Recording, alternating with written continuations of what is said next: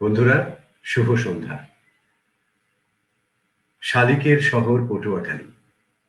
মনে মনে আমি শালিক গণনা করি। অনেক সময় জোড়ে মিলাই, আবার নিজেই হাল ছেড়ে ভাসিয়ে দিই মন গাঙে নাও। এই ঘটনা কেউ জানে না। আমার শহরে শালিক কম, কাকের শহর ঢাকা। ঘনবর্ষণ আর মেঘেদের সারল্যতা ভুলিয়ে দেয় সাপের ভয়। মাটির গর্তে স্থান নিল, তবু বর্ষণের উপভোগ্য দৃশ্য ছেড়ে পালাইনি আমি। মাটি সবিশকেও ঠাঁই দেয়, এ বিদ্যা নারী জাতের জানা আছে। আবার ধরণী দ্বিধাও হয়, কলঙ্ক দেয় অকলঙ্ক সমাজ। যখন জুলেখার বৈরাগে চৈত্র বিমাত্রী আক্রোশ ঢালে, সমস্ত শহর এক জায়গাতে ঘুরপাক খাচ্ছিল, শিশু একাডেমির সামনে পিছনে। এই যে যাপন, তারে আপন বক্ষে একাকার করে একা পটুয়াখালীর ঘন বর্ষণে।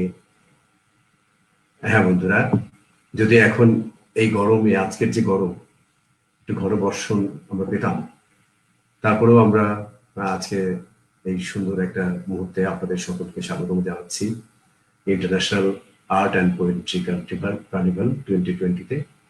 ভিন্ন চোখ, বিশ্ব বাংলা সংখ্যা এবং এবং হচ্ছে Begum gallery and publishers, Simi Saira Noor এবং আলী আশরাফ খান, তাদের পরিবেশনায় আমাদের এই অনুষ্ঠান। আমাদের অনুষ্ঠান হচ্ছে international art and poetry carnival 2020। আজকে আমাদের মাঝে উপস্থিত আছেন কবি এবং শিল্পী। আছেন যশোধরা রায়চৌধুরী কলকাতা থেকে, আছেন কবি সর্দার ফারুক বাংলাদেশ থেকে, এবং বিকাশ আনন্দ সেতু চিত্রশিল্পী। আমি তাদেরকে একে একে আমন্ত্রণ জানাচ্ছি। প্রথমে আমন্ত্রণ জানাচ্ছি যশোধরা রায়চৌধুরী কলকাতা থেকে। নমস্কার, শুভ সন্ধ্যা। আপনি কেমন আছেন যশোধরা রায়? খুব ভালো আছি পারভেজ ভাই। আর আমি আমাদের দুই বাংলার শ্রোতা এবং দর্শকদের আমার শুভেচ্ছা জানাচ্ছি। এই বর্ষা সন্ধ্যা, যেখানে কোনো বর্ষা নেই, প্রচুর গরম সন্ধ্যাটি, আশা করি আমরা খুব মনোরম ভাবে আড্ডা দিতে পারবো। অবশ্যই আপনার দীর্ঘদিনের কবিতা লেখা, গল্প, নানাবিধ লেখালেখির মধ্যে দিয়ে আপনি সুন্দর সময় কাটিয়েছেন, আমাদেরকে অনেক কিছু উপহার দিয়েছেন। সেসব নিয়ে আজকে শুনবো অনেক কথা। আমাদের সাথে আরো রয়েছেন, আমন্ত্রণ জানাচ্ছি সর্দার ফারুক, কবি। শুভ সন্ধ্যা, আপনার উপর শান্তি বর্ষিত হোক। শুভ সন্ধ্যা। কেমন আছেন? হ্যাঁ, ভালো আছি। তো এই ধরনের অনুষ্ঠানে ঠিক মানে খুব একটা অভ্যেস নাই, তো প্রথম একটু ইয়ে হবে। করোনা কালে আমাদেরকে এমন ভাবে সবকিছু পাল্টে দিয়েছে, মানে বদলে যেতে হবে আর কি। এইভাবেই আমাদের হয়তো অভিজ্ঞতাই আমাদেরকে সামনের দিকে এগিয়ে নিয়ে যাবে।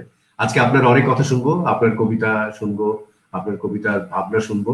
আমরা আমন্ত্রণ জানিয়ে নেই আরো একজন সারথী আমাদের সাথে রয়েছেন। আমাদের সাথে আছেন বিকাশ আনন্দ সেতু, চিত্রশিল্পী, খুবই ইয়াং এন্টারপ্রেনার, দেখতে তরুণ এবং অনেক অভিজ্ঞ এবং যোগ্যতা সম্পন্ন একজন মানুষ। শুভ সন্ধ্যা সেতু ভাই, আপনি কেমন আছেন? শুভ সন্ধ্যা, আমি ভালো আছি, আপনারা সবাই ভালো আছেন, এবং সকল দর্শকদের আমি শুভেচ্ছা জানাচ্ছি। অনেক ধন্যবাদ। এবার আমরা সবাই দেখি এবং আমরা সবাই সবার সাথে একটু ভালোবাসা বিনিময় করে নেই, তারপরে আমরা একে একে আড্ডায় যাবো আর কি। তো সর্দার ফারুক, আমাদের সাথে যশোধরা রায়চৌধুরী আছেন এবং বিকাশ আনন্দ সেতু আছেন। সবাইকে আমরা দেখতে পাচ্ছি। হ্যাঁ, আমার খুব ভালো লাগছে। নমস্কার সবাই, লেখার সঙ্গে পরিচিত, এই প্রথম দেখা হচ্ছে। হ্যাঁ, ভার্চুয়াল হলেও শুভেচ্ছা। সবাইকে শুভেচ্ছা। যশোধরা রায়চৌধুরীর লেখা আমি পড়েছি, দেশ পত্রিকা সহ। এমনিতে তার বন্ধু তালিকা আমি নেই, কিন্তু তাকে নিয়মিত পড়ি এবং কোনোভাবে নেই আমরা। হ্যাঁ, কিন্তু হয়তো এরপরে থাকবো। আজকে এই শুভক্ষণ থেকে আমাদের বন্ধুত্ব শুরু হতে পারে। হ্যাঁ ঠিক তাই। সেটাই হ্যাঁ, একটা আর কি আমাদের আমরা একই ভাবে কাজ করছি এবং একই পথের পথিক। অবশ্যই আমাদের যোগাযোগটা এখন থেকে আরো বাড়বে, কারণ বিশ্ব বাংলাকে বিশ্বময় করবার জন্য যে ভিন্ন চোখ এবং বেগম গ্যালারি অ্যান্ড পাবলিশার্স এর উদ্যোগ। তো আমরা জানি যে প্রিন্টিং ম্যাটেরিয়ালের মধ্যে দিয়ে প্রায় 2000 পৃষ্ঠার একটি বিশ্ব বাংলা সংখ্যা উপহার দিতে যাচ্ছে ভিন্ন চোখ। এবং আমরা চাইবো যে যারা আমাদের এখন অনুষ্ঠান দেখছেন এবং সাথে আছেন, তারা এই অনুষ্ঠানটা বেশি বেশি করে শেয়ার দেবেন, যেন বাংলা ভাষাভাষী পৃথিবীময় যে বাঙালি ছড়িয়ে রয়েছে যেন সবাই এটা দেখতে পায়। সবাই শেয়ার দিলে আমরা খুশি হব এবং আমাদের এই যে দারুণ একটি আলোচনায় এরকম সব বিজ্ঞ এবং প্রিয় কবি এবং চিত্রশিল্পী আমাদের সাথে রয়েছেন, অতএব নিশ্চয়ই আজকের সন্ধ্যাটা খুবই মুখরিত হয়ে উঠবে। আমরা প্রথমে তাহলে যশোধরা রায়চৌধুরীর সাথে আমরা একটি কথা বলে নিই।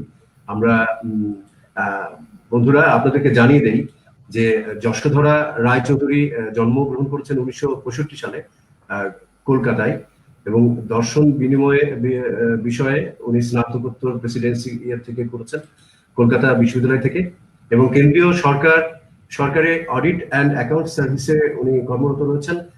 সেই সূত্রেই সারা ভারতের বিভিন্ন অংশে ওনার বসবাস। কিন্তু মূলত কবি। 1992 সাল থেকে বিভিন্ন পত্রপত্রিকায় লেখা প্রকাশিত হয়। উল্লেখ্য কৃত্তিবাস, দেশ, কাল প্রতিমা, প্রমা, আজকাল, প্রবন্ধ নিবন্ধ ও গল্প উপন্যাসও লেখেন। পেয়েছেন কৃত্তিবাস পুরস্কার, বাংলা একাডেমির অনিতা সুনীল কুমার বসু পুরস্কার এবং সাহিত্য সেতু পুরস্কার। তাছাড়া বর্ণ পরিচয় সাহিত্য সম্মানও রয়েছে। প্রকাশিত কবিতার বই 14টি, গল্প গ্রন্থ 4টি, নভেলা 1টি। অনুবাদ করেন মূল ফরাসি ভাষা থেকে অনুদিত বই লিওনার্দো দা ভিঞ্চি। এত মানে চমৎকার একজন আমাদের শ্রদ্ধা ভাজন যশোধরা রায়চৌধুরী, আপনি এই যে কবিতা লিখছেন, এই দীর্ঘদিন ধরে কবিতা শুধু নয়, সাহিত্যের নানা শাখায় আপনি লিখছেন, আপনার এই লেখার অনুপ্রেরণা কোথা থেকে এলো? একটা জিনিস তো আপনি জানেনই পারভেজ ভাই, যে আমাদের বাঙালিদের একটা বৈশিষ্ট্য হচ্ছে যে 13, 14, 15 বছর বয়সে সবাই আমরা কবি, সবারই গোপন খাতায় কবিতা লেখা শুরু হয়। আর যাদের জন্মের সঙ্গে সঙ্গে মানে স্কুলে পড়ার মধ্যে যখন বাংলা ভাষা আমরা পড়তে শুরু করি, আমাদের কবিতা দিয়ে যেহেতু হাতেখড়ি হয়, সহজ পাঠ্যের কবিতা, রবীন্দ্রনাথের কবিতা, এইসব পড়তে পড়তে বড় হয়ে তারপর তো কবিতা সবাই লেখে অল্প বিস্তর, তো আমিও অল্প বিস্তরই লিখতাম। তবে যেটা হয় যে ভালোবাসাটা হয়তো খুব ভেতরে অনেকদিন ধরে রয়ে গেছে, এবং তারপরে সমস্ত নিজের পড়াশুনো শেষ করতে করতে ওই গোপন খাতাতেই লিখতাম। তখন কোনো প্রকাশের মানে সাহস ছিল না, বা হয়তো বন্ধু বান্ধবদের দেখাতাম। সেই অর্থে আমি অনেক দেরিতে মানে আমার পত্রপত্রিকায় প্রকাশ হয়েছে 90-এর দশকে। তখন আমার প্রায় 27-28 বছর বয়স, যখন আমার পত্রপত্রিকায় প্রকাশিত হতে শুরু করেছি। তো তাই নিয়েও একটা মজার গল্প আছে যে কিছু কিছু সম্পাদক আমায় বলেছিলেন যে এতদিন কোথায় ছিলেন। তো যেহেতু প্রস্তুতিটা অনেক দিনের ছিল, কবিতা পড়তে ভালোবাসতাম এবং লিখতাম নিজের খাতায়, কাউকে দেখাতাম না, তাই হয়তো প্রস্তুতির ছাপ দেখেই বলেছিলেন যে এতদিন কোথায় ছিলেন। তো এতদিন কোথায় ছিলেন। আমরা আপনার লেখা একটি কবিতা, ছোট্ট একটি কবিতা ঈশ্বর, আমি একটু পড়ি এবং দর্শক বন্ধুরা আপনার লেখা সম্পর্কে জানেন এবং আবার আমাদের মাধ্যমেও, এবং আপনার কাছে আমরা কবিতা শুনবো। না, আমি ঈশ্বরটা পড়ি, বন্ধুরা যারা শুনছেন, যশোধরা রায়চৌধুরীর লেখা। বারবার ফিরে এসে তোমাদের ঘরে দেখেছি কেমন দিন হাভাতে ঈশ্বর, একা একা টিভি দেখে, একা একা রেডিও চালিয়ে বসে থাকে, গলায় কম্পিউটার, চোখে ছানি, আর আঁকা বাঁকা শীর্ণ আঙুলের ভাঁজে কত না কাহিনী। পাঁচ লাইনের কবিতা, কি সুন্দর ভাবে লিখেছেন। আরেকটি কবিতা পুরো লোক সামলাতে পারছি না, যে লেখা লেখা হয়নি, যে লেখা হয়নি তুলনারহিত সর্বনাশ, যে লেখা লিখবো বলে ছিল মুলতুবি স্বর্গবাস। যে যে লেখা লিখিতব্য আমার জন্মের পরিসরে, সেই খিল্লি মারা পরিসর একটু একটু করে আমাদের গিলে খাচ্ছে। কোথায় আমি খাবো তাকে, এভাবেই বিল্লিগুলি ইঁদুরের খাদ্য হবে। ফাঁকে তালে থাকবে গৃহিণীরা, খুঁটে খাবে সর্ব অবশেষ, যেভাবে মসৃণ করে কেটে রাখছে ব্লেডের তলপেট। ওহো, এটি খুঁট যুক্ত ছন্দখানি হলো না, প্রবোধ চন্দ্র থাকলে শোনাতেন। আমরা তবু নিতান্ত অবোধ, লিখে চলছি দিল্লি রোড, লিখে চলছি বম্বে রোড কথা, পড়ে চলছি মারাত্মক অন্ধকারে লোডশেডিং গাথা। যে যে লেখা লেখা হয়নি, সেসব আমারই সর্বনাশ। যে যে রতি চেয়েছিল শব্দের ঘুচিয়ে সন্ন্যাস। তো যে যে লেখা অনেক কিছু লেখা হয়নি, সেই আসলে কিছুই লেখা হয়। শুরু বলতে হবে, কারণ আমরাও চাই, যারা আমরা কবিতা ভালোবাসি, কবিতা চর্চা করি, যারা কবিতার প্রেমিক, তারা এমনতর কবিতা যেন আরো অনেক অনেক থাকে, আসে আমাদের কাছে। আমরা দিদি আপনার কবিতা শুনবো এরপরে। আমরা এবার সর্দার ফারুক স্যারের কাছে যাই, ওনার সাথে একটু কথা বলি। আপনি আমাদের সাথে আছেন, আমন্ত্রণ জানাচ্ছি সর্দার ফারুক। উনি এর আগে আপনারা জানেন যে উনি একজন খুবই গুণী মানুষ।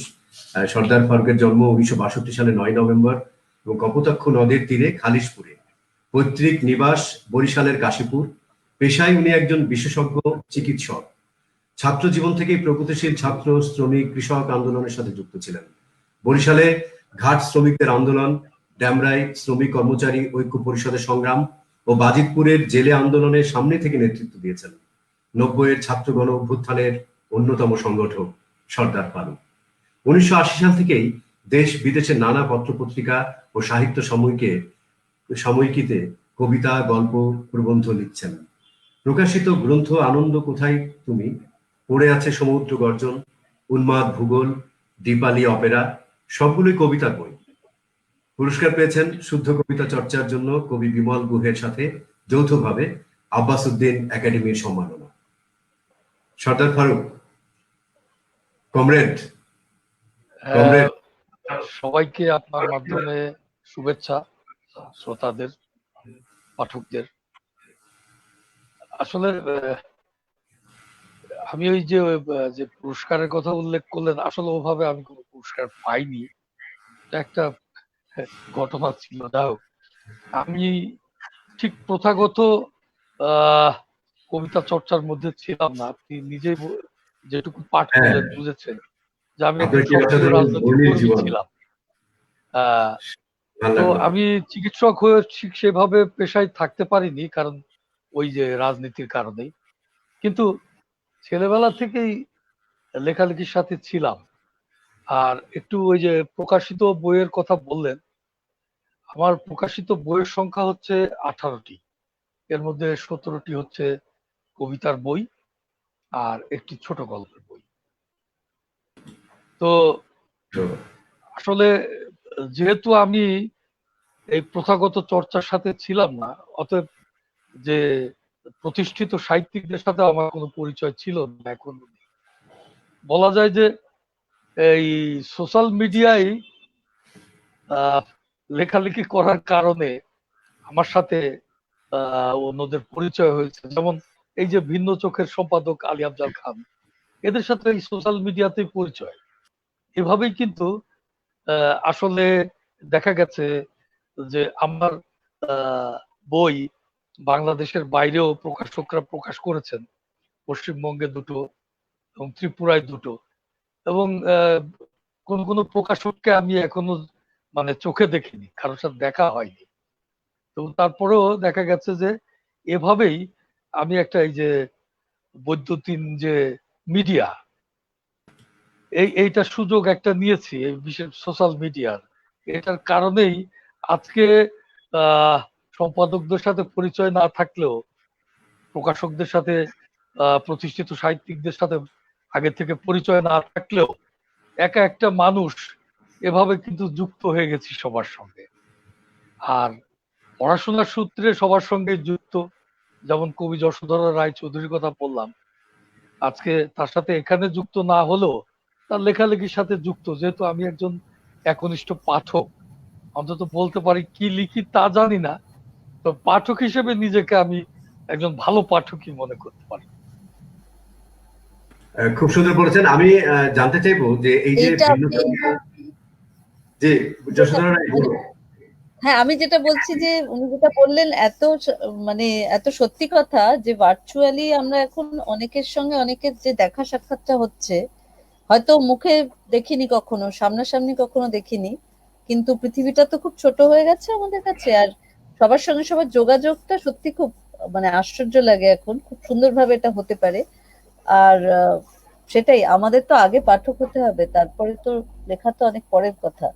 সেই পাঠক হিসেবে সবার লেখকদের কবিদের সঙ্গে যুক্ত থাকা, এটাও আরেক ধরনের ভার্চুয়াল যোগাযোগ আমার মনে হয়। খুবই ভালো, ঠিকই বলেছেন যশোধরা রায়চৌধুরী। এটা আমাদের জন্য একটা নতুন দরজা, জানালা, আমরা জানালা খুলে দিয়েছি। এবং কমরেড, আপনাকে অভিবাদন জানাই। এবং আপনি দারুণ, খুব ভালো লাগলো। এবং আপনার কাছে শুধু ছোট করে জানতে চাইবো যে এই যে ভিন্ন চোখের যে এই যে বিশ্ব বাংলা সংখ্যা এবং এই যে উৎসব, সেই বিষয়ে আপনি এবং আর্ট এবং এই যে পোয়েট্রি মিলেমিশে যে একাকার হয়ে গেছে, এবং আলী আফজাল খান এবং সিমি শায়লা নূর যে ভাবে এই ভার্চুয়াল আড্ডার মধ্যে দিয়ে এবং প্রকাশনার মধ্যে দিয়ে আমাদেরকে যে নতুন একটি মানে উপহার দিতে যাচ্ছেন, সে নিয়ে আপনি কিছু যদি বলতেন। আমার কাছে খুব আশ্চর্য লাগে, আফজালকে পরবর্তীতে আমি ব্যক্তিতে চিনি, সঙ্গে অনেক আড্ডা হয়েছে, ভিন্ন চোখের সঙ্গেও আমার একটা সম্পর্ক, বেশ নিবিড় সম্পর্কই বলা যায়। আমার অবাক লাগে যে ওর সাহস দেখে, এত বড় বড় কাজ সে হাতে নেয়। আমি এর আগেও দেখেছি যখন বাংলাদেশের কবিতা সংখ্যা করলো, বেশ বড় কাজ। হ্যাঁ, ও যখন এইটা পরিকল্পনার কথা ভাবে, আমি একটু অবাকই হয়েছি যে ও পারবে কিনা। তো খুব সফলভাবেই ভিন্ন চোখ কাজটা করেছে। আর এবার পরিকল্পনা, জি, সাহস করে শুরু করলে হয়ে যায়। এবং আলী আফজাল খান এবং শায়লা শিমিনুর, ওনারা আসলে খুবই সৎ, এবং ইচ্ছাটা খুব শুদ্ধ, এবং একটা সরল চাওয়া, এবং ওরকম পাবার কোনো প্রত্যাশা নেই। কিছু প্রতিনিধিত্ব করবার যে দৃঢ় সংকল্প, তারই একটি ধারাবাহিকতা। আমি আপনার আরমান ভাই, এখন একটা জিনিস লক্ষ্য করেন, আপনার প্রশ্নটাতেই থাকছি। সংকলন, বিভিন্ন দশকের সংকলন, শ্রেষ্ঠ কবিতার সংকলন, বাংলাদেশের কবিতার সংকলন, দুই বাংলার কবিতার সংকলন, এরকম অনেক সংকলন আমরা দেখেছি। কিন্তু এই সংকলনটার বৈশিষ্ট্য মানে আমাকে খুবই আনন্দিত এবং উৎসাহিত করেছে। দেখুন যে শুধু এটা দুই বাংলা না, আসলে বাংলা ভাষাভাষী, বাংলা ভাষাকারী কবিরা যেখানে আছেন, সকল জীবিত কবিকে দুই মলাটের মধ্যে আনার যে একটা দুঃসাহস। এবং আমি নির্বাচনটা দেখেছি, আমি একজন পাঠক হিসেবে বলতে পারি, এরকম একটা নির্বাচন করা আসলেই একটা মানে ব্যতিক্রমী ব্যাপার। যাদেরকে উনি এখানে মানে এই সময়কার জীবিত কবিদের মধ্যে যাদেরকে রাখা হয়েছে, আমি বলবো যে সবাইকে তো সম্ভব না, কিন্তু এই চেষ্টাটা ছিল সর্বোচ্চ আন্তরিক, এবং এই চেষ্টাটার মধ্যে কোনো খাত ছিল না পক্ষপাত। আর একটা কথা বলবো, হ্যাঁ, একটা শুদ্ধ নির্বাচন, এটা করা কত দুরূহ ব্যাপার, যারা সম্পাদনা করেন জানেন। তো তারপরেও যে সবকিছু বিতর্কের ঊর্ধ্বে উঠে যাবে তা না। হ্যাঁ, এখানে তো মানে এই জীবিত কবিদের মধ্যে হাজার হাজার কবি কবিতা লিখছেন, কাউকে ফেলে দেওয়ার মতো না, কিন্তু তাদের মধ্যে আলাদা স্বর নির্বাচন করা, যাদের স্বতন্ত্র কণ্ঠস্বর আছে, এভাবে নির্বাচন করা একজন সম্পাদকের যোগ্যতারই পরিচয়। সেই সাথে আমি একটা কথা বলে শেষ করব, যে আমি ভিন্ন চোখের গোড়ার দিকের কাজ থেকে শুরু করে এখনকার এই সর্বশেষ এই কাজে দেখছি যে চিত্রকর এবং চিত্রশিল্পকে যুক্ত করা। তো কবিতার সঙ্গে আসলে চিত্রকলার যে সম্পর্ক, যারা কবিতার পাঠক, যারা কবিতার নিবিষ্ট পাঠক জানেন, কবিতায় যেসব ইজম বিভিন্ন সময় এসেছে, এই যে দাদাইজম বলেন, সুররিয়ালিজম, ইমপ্রেশনিজম, এক্সপ্রেশনিজম, বা তো এগুলো দেখবেন যে চিত্রকলাকে অনুসরণ করেই আসলে পরবর্তীতে কবিতায়ও এই ইজম গুলোর চর্চা হয়েছে। অদ্ভুত ব্যাপার। এবং আমরা ফরাসি সাহিত্যিকদের দেখেছি যে চিত্রশিল্পীদের সাথে তাদের কি নিবিড় বন্ধুত্ব। আমাদের দেশে এটা দেখি না। তো আজকে ভিন্ন চোখ সেটা সূচনা করছে।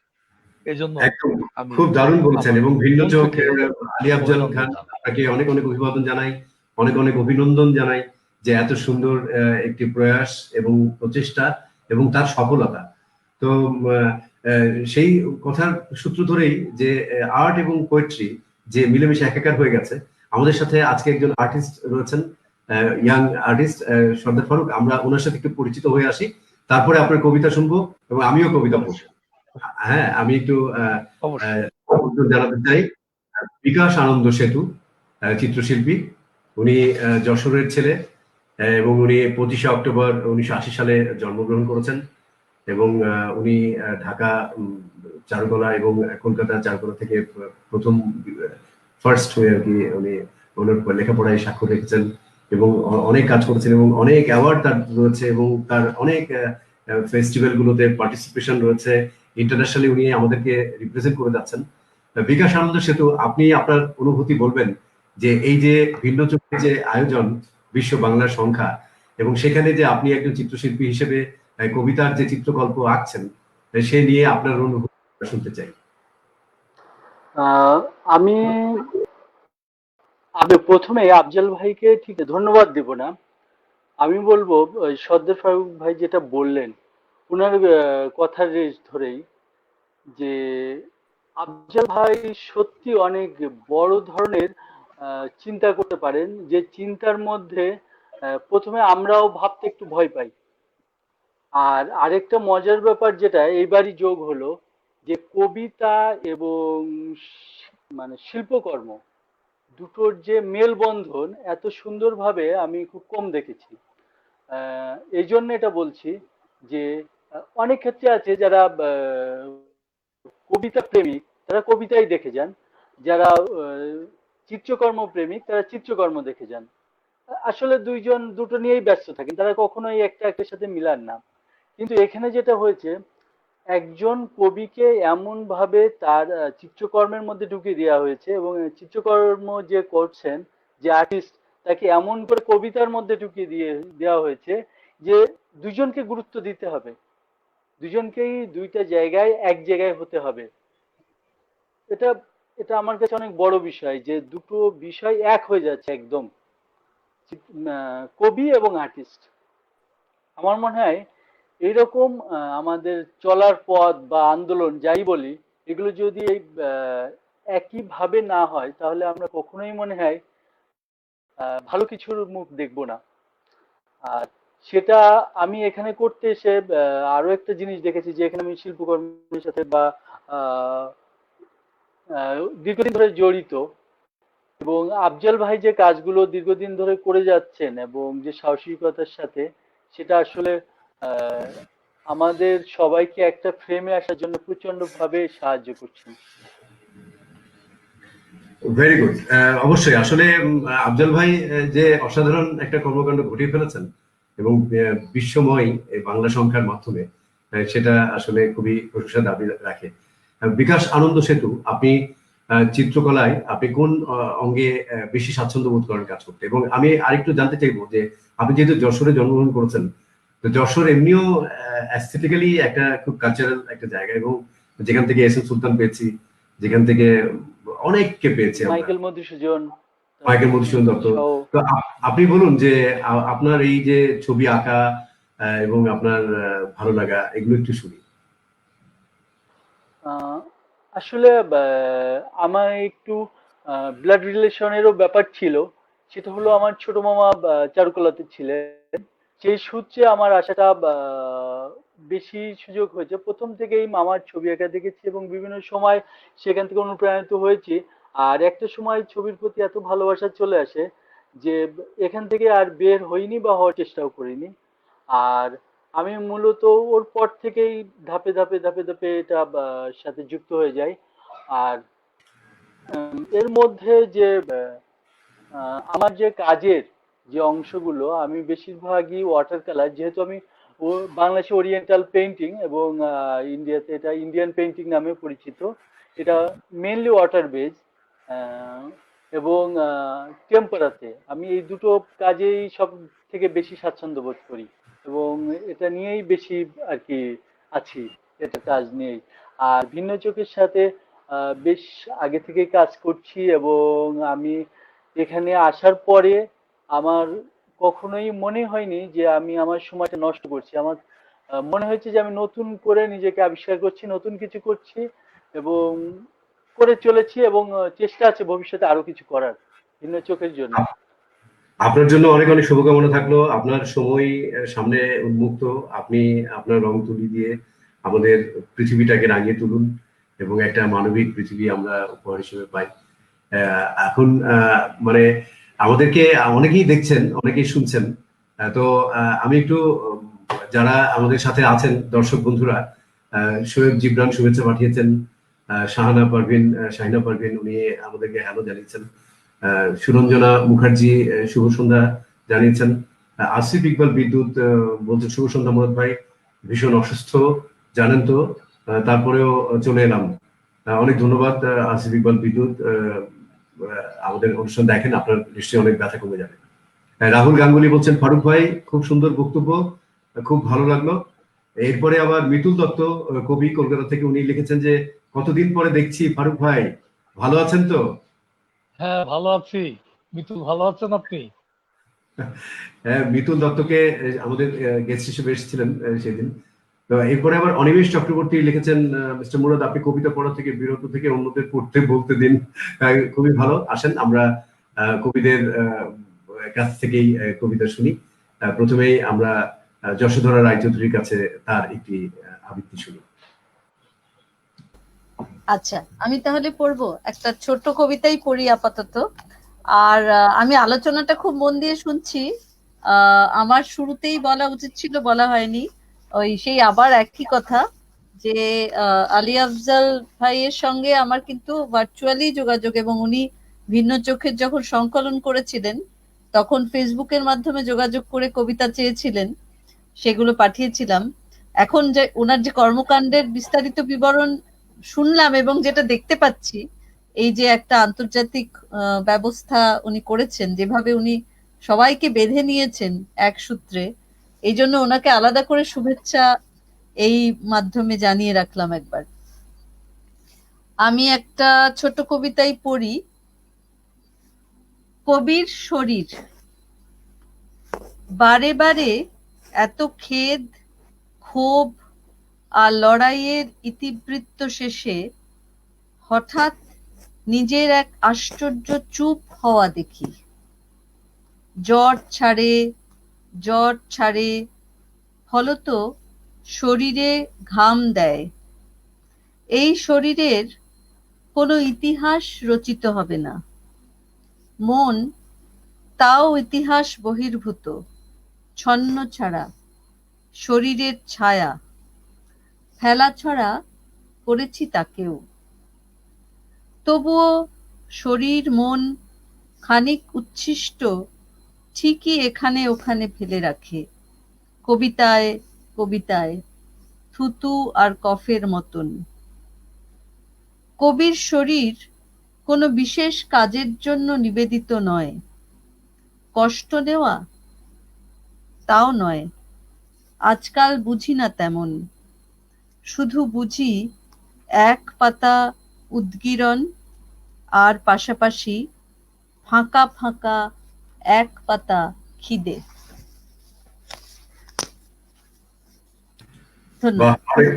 অনেক সুন্দর, অসাধারণ কবিতা আপনার। আরো যদি আপনি শোনাতে চান, আমরা আজকে আপনার কাছে আরো অনেকগুলো কবিতা শুনতে চাই। আমরা পরে আবার সর্দার ফারুক ভাইয়েরটা শুনে তারপর বলি। হ্যাঁ, হ্যাঁ, অবশ্যই। এবং আরেকটা প্রশ্ন থাকবে আপনার কাছে, এই প্রশ্নের উত্তরটা আমরা পরে নেব, এরপরে যখন আপনি আসবেন। যে এই যে চিত্রকলা এবং কবিতার যে একটা মেলবন্ধন ঘটেছে ভিন্ন চোখের বিশ্ব সংখ্যা বাংলা সংখ্যায়, সেটা আসলে কতটুকু সময় উপযোগী, বা এটা আসলে আমাদের বাংলাকে বা আমাদের জীবনে কিভাবে প্রভাব ফেলতে পারে, সে বিষয়ে আপনার কাছে শুনবো। আপাতত আমরা সর্দার ফারুক ভাইয়ের কাছে যাচ্ছি, এবং ফারুক ভাই, আপনার কবিতা শুনি, আপনি আমাদেরকে কিছু কবিতা শোনান। আচ্ছা, আমি খুব ছোট একটা কবিতা দিয়ে শুরু করি। এই কবিতাটি পশ্চিমবঙ্গে আমার প্রথম যে বইটা প্রকাশিত হয়েছিল, ওম মধু ওম শাশ্বত পরাগ, সেই বইটা থেকে। আত্মীয় স্বজন। পুকুর পাড়ের বুড়ো গাছটিকে ভাই বলে ডাকি, বুনো লতাটিকে বোন। ওরা তো আমার ছায়ার ওষুধের কারখানা। কেউ এক কুকুরকে বন্ধু বলে জানি, এক জোড়া জল জলে চোখ, বিপদের সজাগ। মানুষের সঙ্গে আর বনিবনা হলো না আমার। ধন্যবাদ। চমৎকার। আপনার একটি কবিতা আমি দেখছি, নীল জামা। রেলপথ হেঁটে গেলে ছোট কালভার্ট, রেলপথ ধরে হেঁটে গেলে ছোট কালভার্ট, অগভীর জলে খেলা করে ডানকানা মাছ। তারপর তোমাদের বাড়ি, তুমি থাকো ভেতরের ঘরে, নীল জামা বাইরে শুকায়। 15 বছর পরে ফিরে এসে দেখি আগের মতোই সব। চায়ের দোকানে চেনা লোকজন, ক্যারাম বোর্ডের পাশে ভিড়, মজিদ মিয়ার চুলে কলপ লাগায় পুরনো নাপি, সেলুনের আয়নায় একবার দেখে নেই নিজের চেহারা। বাঁয়ের রাস্তায় চিনিকল, ডানে গেলে ঋণীদের দোতলা দালান। ধন্যবাদ সর্দার ফারুক ভাই। আমি একটা কবিতা শোনাতে চাচ্ছি, একটু অন্যরকম, সেটা আঞ্চলিক ভাষার কবিতা। হ্যাঁ, তো আশা করি শ্রোতারা শুনছেন। এখন আমারে দেখা দরজা আই যাও, আগে তো এমন ছিলা না কইতর। সামনে পইরা গেলে ভেস্কির লগে ঠেস মারা কথা, গালে ঠোনা দিয়ার করোনা আদর। ফলনা দফনার লগে মিঠা মিঠা বলি, আচুক্কা ছুরির পার ভাস পায় দিলের ভিতর। এখন তেন্দর কও, আগে ভাবছিলা কৃষ্ণ ঠাকুর। কাইঠার মতো রাইতে পইরা থাকি বিছানায়, দিয়াবাতি জ্বালি, তামুকের ধোয়া ওড়ে, আসমানে নীল তারা জ্বলে। ধন্যবাদ। বাহ, অসাধারণ। আরো একটি ছোট কবিতা আপনার, বেশ কয়েকটি খুব লোভ হচ্ছে পড়বার জন্য, যদিও আমাদের একজন দর্শক বন্ধু বলেছেন যে আমাকে কবিতা পড়তে পড়ার থেকে আপনাদের কাছ থেকে শুনতেই, কিন্তু আমি সেটা শুনছি না, আমার নিজেরও পড়তে ইচ্ছে করছে। জ্যামিতির কথা। গোপন ত্রিভুজ থেকে সূত্র নিয়ে গুহার মানুষ আদি গৃহ বানিয়েছে বুনো ঘাস ডালপালা দিয়ে। অভিজ্ঞতা ছাড়া কিছু নেই, গোলাকার চন্দ্র দেখে নারীর সুগোল স্তনে পেয়েছিল বুঝি চাকার সংকেত। জ্যামিতির এই গুপ্ত কথা ভেবে শিহরিত, অভিজ্ঞতা নেই তাই স্বপ্নেও আসুনি, অন্ধ ঘুমে তীক্ষ্ণ সূচ বিধে বিধে যায়। দুঃসাহসিকতা দেখালাম? না না, খুব ভালো পড়েছেন আপনি। আমরা তো ঠিক রিসাইটার না। আমি নিজেও খুব মানে একটু বিদ্রোহী বিদ্রোহী মানে একটা টকবকে ব্যাপার আমি অনুভব করি। এবং লেনিন ভেঙেছে রুশের জনস্রোতে অন্যায়ের বাঁধ, লেনিন জানায় প্রতিবাদ। তো আমি এই মানে এই বিদ্রোহ গুলো একটা আলাদা আলাদা রকম একটা উদ্দীপনা, একটা একটা সত্যের পথের একটা আহ, তো আপনি এই যে আপনার অনুভূতিটা আমি জানতে চাচ্ছি যে আপনি একাধারে কবি এবং রাজনীতিবিদ এবং চিকিৎসক, তো কবিতার মধ্যে দিয়ে আপনি রাজনীতি আপনার জীবন রচনা এবং মানে গল্প রচনা করে চলেছেন নাকি আপনি কি রাজনীতির সাথে আমি এখন সেইভাবে যুক্ত না সক্রিয়ভাবে। হ্যাঁ, সে অনেক আগের কথাই বলা যায়। তবে দীর্ঘদিন যাবৎ বলা যায় যে কবিতা নিয়েই থাকছি, কবিতা পড়ছি, লিখছি, কবিতা নিয়ে ভাবছি দীর্ঘদিন। তো এটা শুরু আসলে ওই শৈশবেই। বাড়িতে একটা বড় লাইব্রেরির মতোই ছিল, অনেক বই ছিল।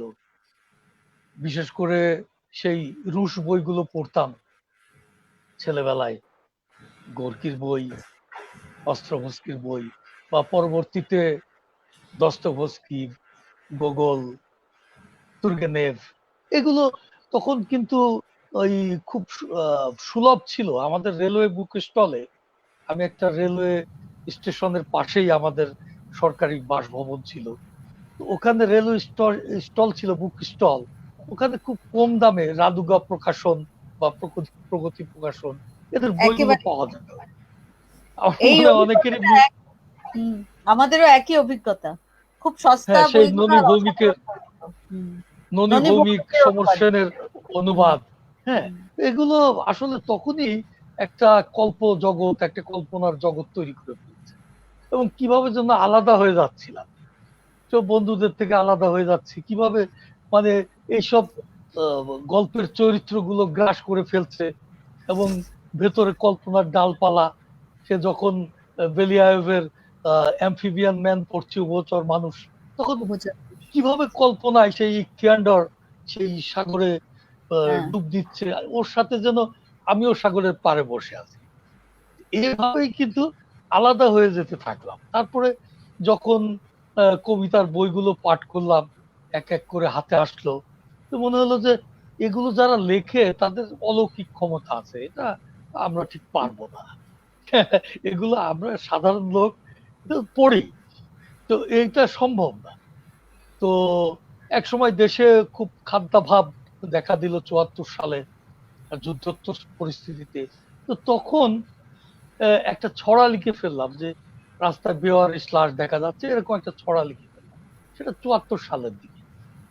তো তখন আমি ক্লাস 7-8-এ পড়ি। তো সেইটাও আমার শেষদা ওটা হাতে পেয়ে ওটা একটা পত্রিকায় ছেপে দিই।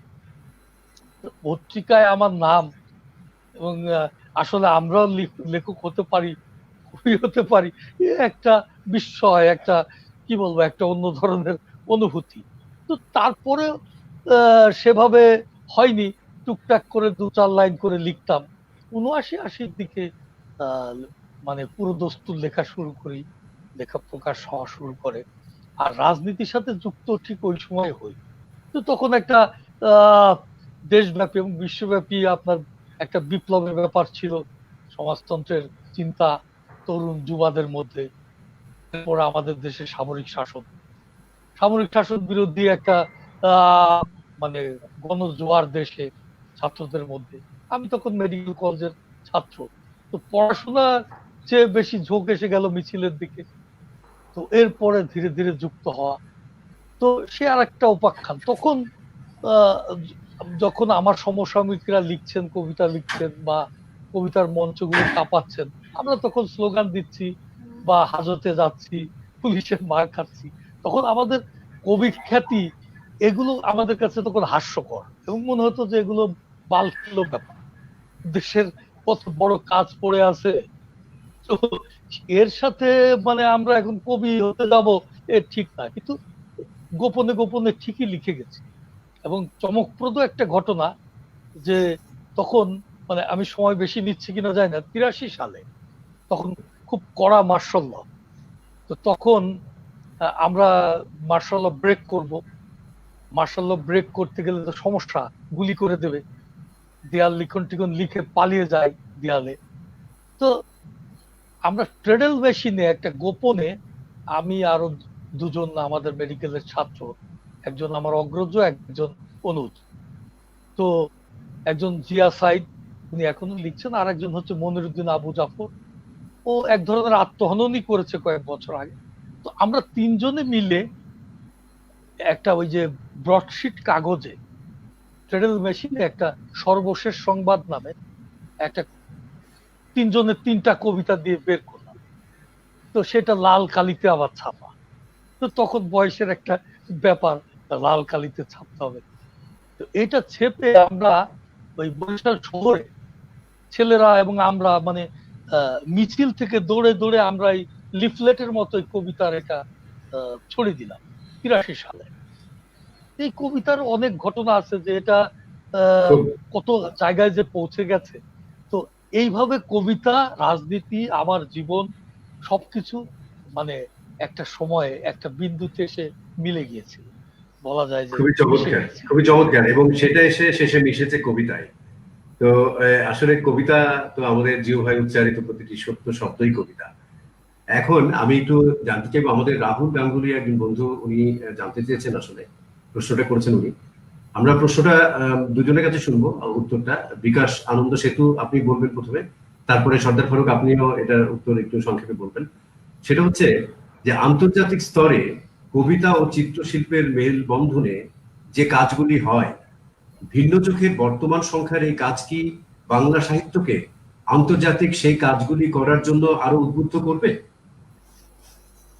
বিকাশ আনন্দ সেতু। ঘটনা হলো, আমরা কি হবে বা কি হচ্ছে এটা ভাবতে ভাবতে আমরা হয়তো কিছুই করতে পারছি না। যখন আমরা কিছু করা শুরু করছি, যেমন আমি এই সংখ্যা নিয়েই কথা বলি, যখন প্রথম আমি এখানে যে পোর্ট্রেট গুলো করা হয়েছে যে কবিদের এবং যে কবিতাগুলো সংগ্রহ করা হয়েছে, প্রথম করতে গিয়ে কিন্তু আমরা অনেকগুলো বাধার সম্মুখীন হয়েছিলাম। বাধার সম্মুখীন হওয়ার পরে বাধাটা এমন ছিল যে অনেকে অনুপ্রাণিত হচ্ছিলেন না এই ছবিটা আঁকতে, আর একটা কবির ছবি আঁকবো, কিভাবে আঁকবো, কে আমি চিনি না, অনেকভাবে আমরা অনেক বাধার সম্মুখীন হয়েছি। কিন্তু একটা সময় পরে যখন আমরা প্রায় 30-40টা কবির ছবি এঁকে ফেললাম এবং সেটার একটা প্রভাব চিত্রশিল্পীদের মধ্যে পড়ে গেল, এবং সেটা একটা পর্যায়ে পরে আমি তখন আর কারো কাছে না চাইতেই অনেকে আমাকে বলছে, এরকম একটা শুনলাম, যদি এটা করা যায় তাহলে আমি একটা করব, দিও। বা আমার যারা জুনিয়র ছিল একটা দিবেন, আমি করে দেখি। তো তখন আমার মনে হয়েছে যে আমাদের এই আন্দোলনটা গতি পেল, এবং এই আন্দোলনটা এইভাবে যদি চলতে থাকে, বাংলা পাশাপাশি আমরা যারা আছি এখানকার চিত্রশিল্পী, কবি যারা আছি, এভাবে আগাতে থাকলে এক সময় না, অলরেডি এটা আন্তর্জাতিক যদি অনেক কিছু ম্যাগাজিন, অনেক বড় লেখা পত্রিকা, অনেক কিছুই আছে, কিন্তু আমাদেরটাও আমার মনে হয় অনেক ভালো অবস্থান নিয়েছে এবং অনেক ভালো কাজ হয়েছে বলে আমার মনে হয়, যেটা আন্তর্জাতিক পর্যায়ে অবশ্যই জায়গা করে নেবে। খুবই ভালো, অবশ্যই এটা একটা জায়গা করে নেবে। এবং এবার আমি যশোধরা রায়চৌধুরী, আপনার অফ করা আছে? হ্যাঁ, ঠিক আছে। আপনার কাছে একটি প্রশ্ন, সেটা হচ্ছে যে যশোধরাদির কাছে জানতে চেয়েছেন রাহুল গাঙ্গুলি, বলছেন যে কবিতা গঠনে একজন কবি কি চিত্রকর হয়ে উঠতে পারেন? কবিতা গঠনে একজন কবি কি চিত্রকর হয়ে উঠতে পারেন? হলে কিভাবে? খুব ভালো প্রশ্নটা, কারণ আজকের পুরো আলোচনার সঙ্গে এটা সংযুক্ত একেবারেই। আর একটু আগে আপনি যে কবিতাটা সর্দার ফারুক ভাই এর পড়লেন, যেটাতে একটা নীল জামা, একটা মেয়ের নীল জামা, এই যে ছবির পর পর পর পর এসে যাচ্ছিল, এটা তো একেবারেই চিত্রকলার মতো লেগেছে আমার। অন্তত ওই কবিতাটি তো ভীষণ ভাবে লেগেছে। তার আগে ফারুক ভাই যেটা আরেকটা কবিতা পড়েছিলেন গাছ, কুকুর ইত্যাদি নিয়ে, সেটার মধ্যেও ওই একই সঙ্গে চিত্রকল্পগুলো এত স্পষ্ট যে প্রায় মনে হচ্ছে যে যেন একটা ক্যানভাস দেখছি। এবং কোথাও গিয়ে আর কি যখন শব্দগুলো পরপর আসছে, বিশেষত এখন যে আমরা কবিতা লিখি, মানে জীবনানন্দের কবিতা হয়ে যাওয়ার পর হয়তো জীবনানন্দ যখন বর্ণনা দিচ্ছেন যে ওই এখানে বনের ধারে ক্যাম্প আমি ফেলিয়াছি, আমি তো পুরো ছবি দেখতে পেয়েছিলাম প্রথম যখন পড়ি। সেই যে চিত্রকল্প নির্ভর যে লেখা, যেখানে হয়তো ঘটনার বর্ণনা নেই, শুধু পরপর ছবি এসে যাচ্ছে, সেইগুলো তো আমাদের অনুপ্রেরণা, তাই না? সেভাবেই তো আমরা লিখতে শিখেছি। আমরা এখন যে কবিতা লিখি অনেকটাই আমরা চিত্রকল্প নির্ভরই কবিতা লিখি, এবং সেখানে আবার একজন কবির থেকে আরেকজন কবির ক্ষেত্রে অনেক কিছু আলাদাও হয়ে যায়। যেমন কারুর কারুর লেখাতে খুব রঙের, এই যে রঙের রেফারেন্স গুলো আসছে, নীল রঙের জামা বা লাল রঙের একটা বাড়ি, বা এই যে জিনিসগুলো আসতে থাকে, তার সঙ্গে মানে আরো বেশি করে যেন খুব সহজে আমরা ধরে ফেলছি ছবিটাকে। আর তারপরেই সর্দার ফারুক ভাই যেটা বললেন সেটাও আমার খুব মজার লাগলো, কারণ আমিও ছোটবেলায় ভীষণভাবে রুশ বই বা সোভিয়েত বই পড়তাম, এবং ছোটবেলায় সেই সোভিয়েত রূপকথা উপকথা থেকে শুরু করেই পরে গোর্কিতে গিয়ে পৌঁছানো, ওদের অসাধারণ ইলাস্ট্রেশন সহ বইগুলো হতো, এবং সেখানেও ছবি এবং লেখার একটা অদ্ভুত মেলবন্ধন থাকতো, যার ফলে আমাদের মনে কল্পনাটা খুব উজ্জ্বল একটা কল্পনা হতো। যখন ওই সাদা বার্চ গাছের ছাল ঝরে পড়ছে এই বর্ণনাটা পড়ছি কোনো রুশ গল্পে, বা ছাতারে পাখিরা কিচিরমিচির করছে, কালো কালো ছাতারে পাখি, এই যে ছবিগুলো, এগুলো কোনোদিন মাথা থেকে যাবার নয়। তো সেইখানে ওই যে লেখাগুলোর মধ্যেও, লেখার সঙ্গে তলস্তয়ের লেখা বা পুশকিনের লেখা যখন পড়ি, তখন আমরা ছবি দেখি মনে মনে। তো সেই শেষ পর্যন্ত আমাদের কবিতা লেখালেখি তো কি কতটুকু পারছি জানি না, কিন্তু আমরা নিশ্চয়ই চেষ্টা করি যে ছবি ফোটাতে, কিছু একটা ছবি ফোটাতে। মানে সেটা শিল্পীরা আরো ভালো বলতে পারবেন, আমার মনে হয় এটা বিকাশ হয়তো আরো ভালো বলতে পারবেন, যে কবিতা পড়ে তার মনে হয় কিনা যে তিনি কোনো ছবি দেখতে পাচ্ছেন। তবে আমার কাছে ছবি খুব ইম্পর্টেন্ট, এটা আমি বলতে পারি। বিকাশ, বিকাশ আনন্দ সেতু, আপনি কি ছবিটা দেখতে পান? আচ্ছা, আমি এখানে একটা যোগ করি।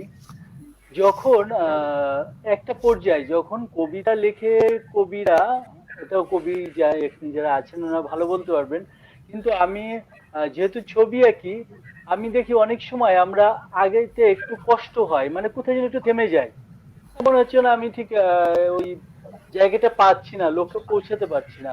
এরকম একবার আমার হয়েছিল, হওয়ার পরে আমি, বা অনেক সময় হয়, তো কোনোভাবে আগাতে পারছি না। তখন আমি দুইজন, ওনারা খুব একজন পড়াশোনা করেন, খুব সব বিষয়ে মোটামুটি খুব পড়তে ভালোবাসেন, আরেকজন খুব কাব্যিক ঢঙে খুব কথা বলেন। এনাদের দুইজনের সাথে আমি প্রায় 2 দিন 3 দিন ধরে শুধু গল্পই করেছি। গল্প করার পরেই আমার মনে হলো যে হঠাৎ করে কোথা থেকে যেন আমার ছবিটা বের হয়ে এলো। তো আমার মনে হয় কবিতা এবং ছবি পরস্পর প্রচন্ড ভাবে যুক্ত, প্রচন্ড ভাবে যুক্ত। খুব সুন্দর বলেছেন। আসলে এটা একেবারে যে কোনো কবিতা পড়লে একটা দৃশ্যকল্প মনের ভেতরে এঁকে দেয়। সেভাবেই তুষার গায়েন লিখেছেন যে আহ ইট থিয়ান্ডার, সর্দার ফারুক ভাই কি নস্টালজিয়া ফিরিয়ে আনলেন। আচ্ছা, এখন কামরুল ইসলাম ঝড়ো আপনার কাছে জানতে চেয়েছে সর্দার ফারুক, যে খুব সংক্ষেপে হলেও জানতে চাই, বর্তমান এবং আগামীর বৈশ্বিক সংকটে কবি এবং অন্যান্য শিল্পীদের বিশেষ কোনো দায়বদ্ধতা আছে কিনা? সর্দার ফারুক। ধন্যবাদ। আসলে দায়বদ্ধতা এটা নিয়েও আসলে অনেক বিতর্ক হয়েছে, শিল্পের জন্য শিল্প নাকি পরিবর্তনের জন্য শিল্প। এগুলো আমি নিজের রাজনৈতিক কর্মী ছিলাম, একভাবে ভাবতাম, এখন যে ঠিক সেভাবে ভাবি তাও না। এখন আমার কথা হচ্ছে যে কবিতার প্রথম দায়বদ্ধতা শিল্পের কাছে, আর কবিতা দিয়ে যে বিপ্লব করা যাবে বা সমাজ পরিবর্তন করা যাবে এভাবেও সরাসরি চিন্তার সাথে আমি মানে সহমত নই। তবে ব্যাপারটা কি, ব্যাপারটা হচ্ছে যে কবি তো সমাজেরই মানুষ, এখানেই তার জন্ম, বেড়ে ওঠা, এখানেই সে থাকছে, সে তো মানে আকাশচারী কেউ না। ফলে এখানকার ঘটনাগুলোর ছাপ তার মধ্যে পড়বে, কিন্তু সে যেই কাজটা করতে পারে সেটা হচ্ছে এরকম, মানুষের মধ্যে কবিতা একটা সুস্থ মানবিক বোধ গড়ে তুলতে পারে, জাগিয়ে তুলতে পারে, মানুষের ভেতরের মানুষটাকে জাগিয়ে তুলতে পারে। কারণ এটা যে কত গুরুত্বপূর্ণ, যারা বিপ্লবী কর্মী তাদেরকে বলি যে দেখবেন যে বল প্রয়োগে ক্ষমতা দখল করা যায়, কিন্তু এরপরে দেখা যায় যে মানুষের মন থেকে ফেড আউট হয়ে গেছে, এটা মুছে যাচ্ছে। এটা এটা যাতে মুছে না যায়, একটা মানবিক সমাজের পক্ষে যাতে মানুষ থাকে, একটা অগ্রসর চিন্তার পক্ষে যেন মানুষ থাকে, সেই বোধকে জাগ্রত করার জন্য আমি মনে করি যে কবিতা বা শিল্পকলা বা সঙ্গীতের ভূমিকা আছে। কিন্তু কেউ যদি সরাসরি ভাবেন যে আজকে সব এমন সব লেখা লিখে সব উল্টে পাল্টে দেওয়া যাবে, তো আমি জানি না, আমার এই কথাটা ঠিকভাবে বোঝাতে পারলাম না। আমার মনে হয় যে সেই চিন্তাটা, আচ্ছা, সেই চিন্তাটা আমার এই বয়সে এসে আমার কাছে ঠিক মনে হয় না। আমার কাছে বরং মনে হয় যে কবিতার সবচেয়ে বড় দায় হচ্ছে কবিতারই কাছে, পাঠকেরও কাছে না, কবিতারই কাছে কবিতার দায়, শিল্পের কাছে তার দায়। ধন্যবাদ। খুব সুন্দর বলছেন সর্দার ফারুক। আপনি এই যে বলছেন লজিং মাস্টার নামে একটি কবিতায়, যে আপনি বলছেন যে কাচারি ঘরের তক্ত কোষে ছেঁড়া খোঁড়া বই, চেয়ারে ময়লা শার্ট, দুপুরে ভাতের সাথে জল রঙা ডাল, বথুয়ার শাক, মাছ শুধু জলাশয়ে থাকে, মাঝে মধ্যে চিঠি আসে, শরীরের যত্ন নিও বাপ, শরীরে খিদেই থাকে নানাবিধ খিদে, উঠোনে মোরগগুলো রাজার মতন, তার ঝোলে সালমার লাল পায়জামা।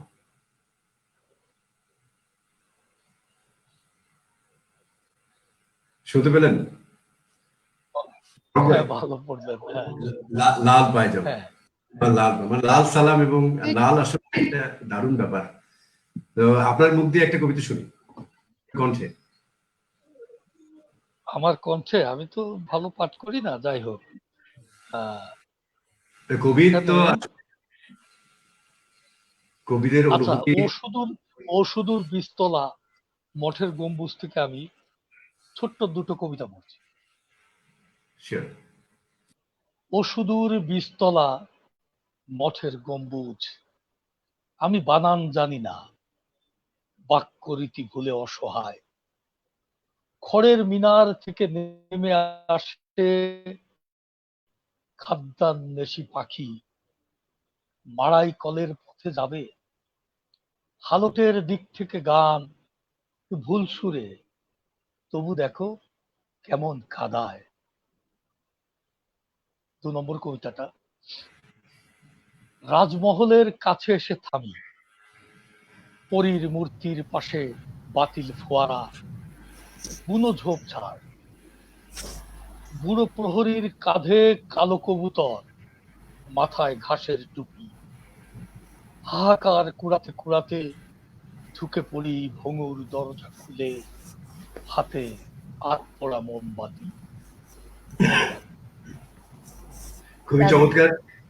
দর্শক বন্ধুরা, আপনারা দেখছেন international art and poetry carnival 2020 ভিন্ন চোখ এবং বেগম গ্যালারি অ্যান্ড পাবলিশার্স এর উদ্যোগে আমাদের এই ভার্চুয়াল আড্ডা।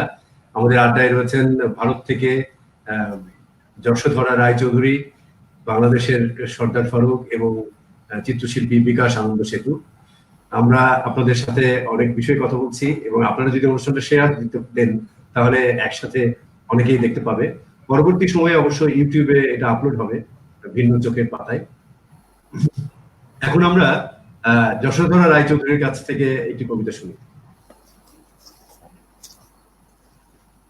সরাসরি কবিতাতেই চলে যাচ্ছি।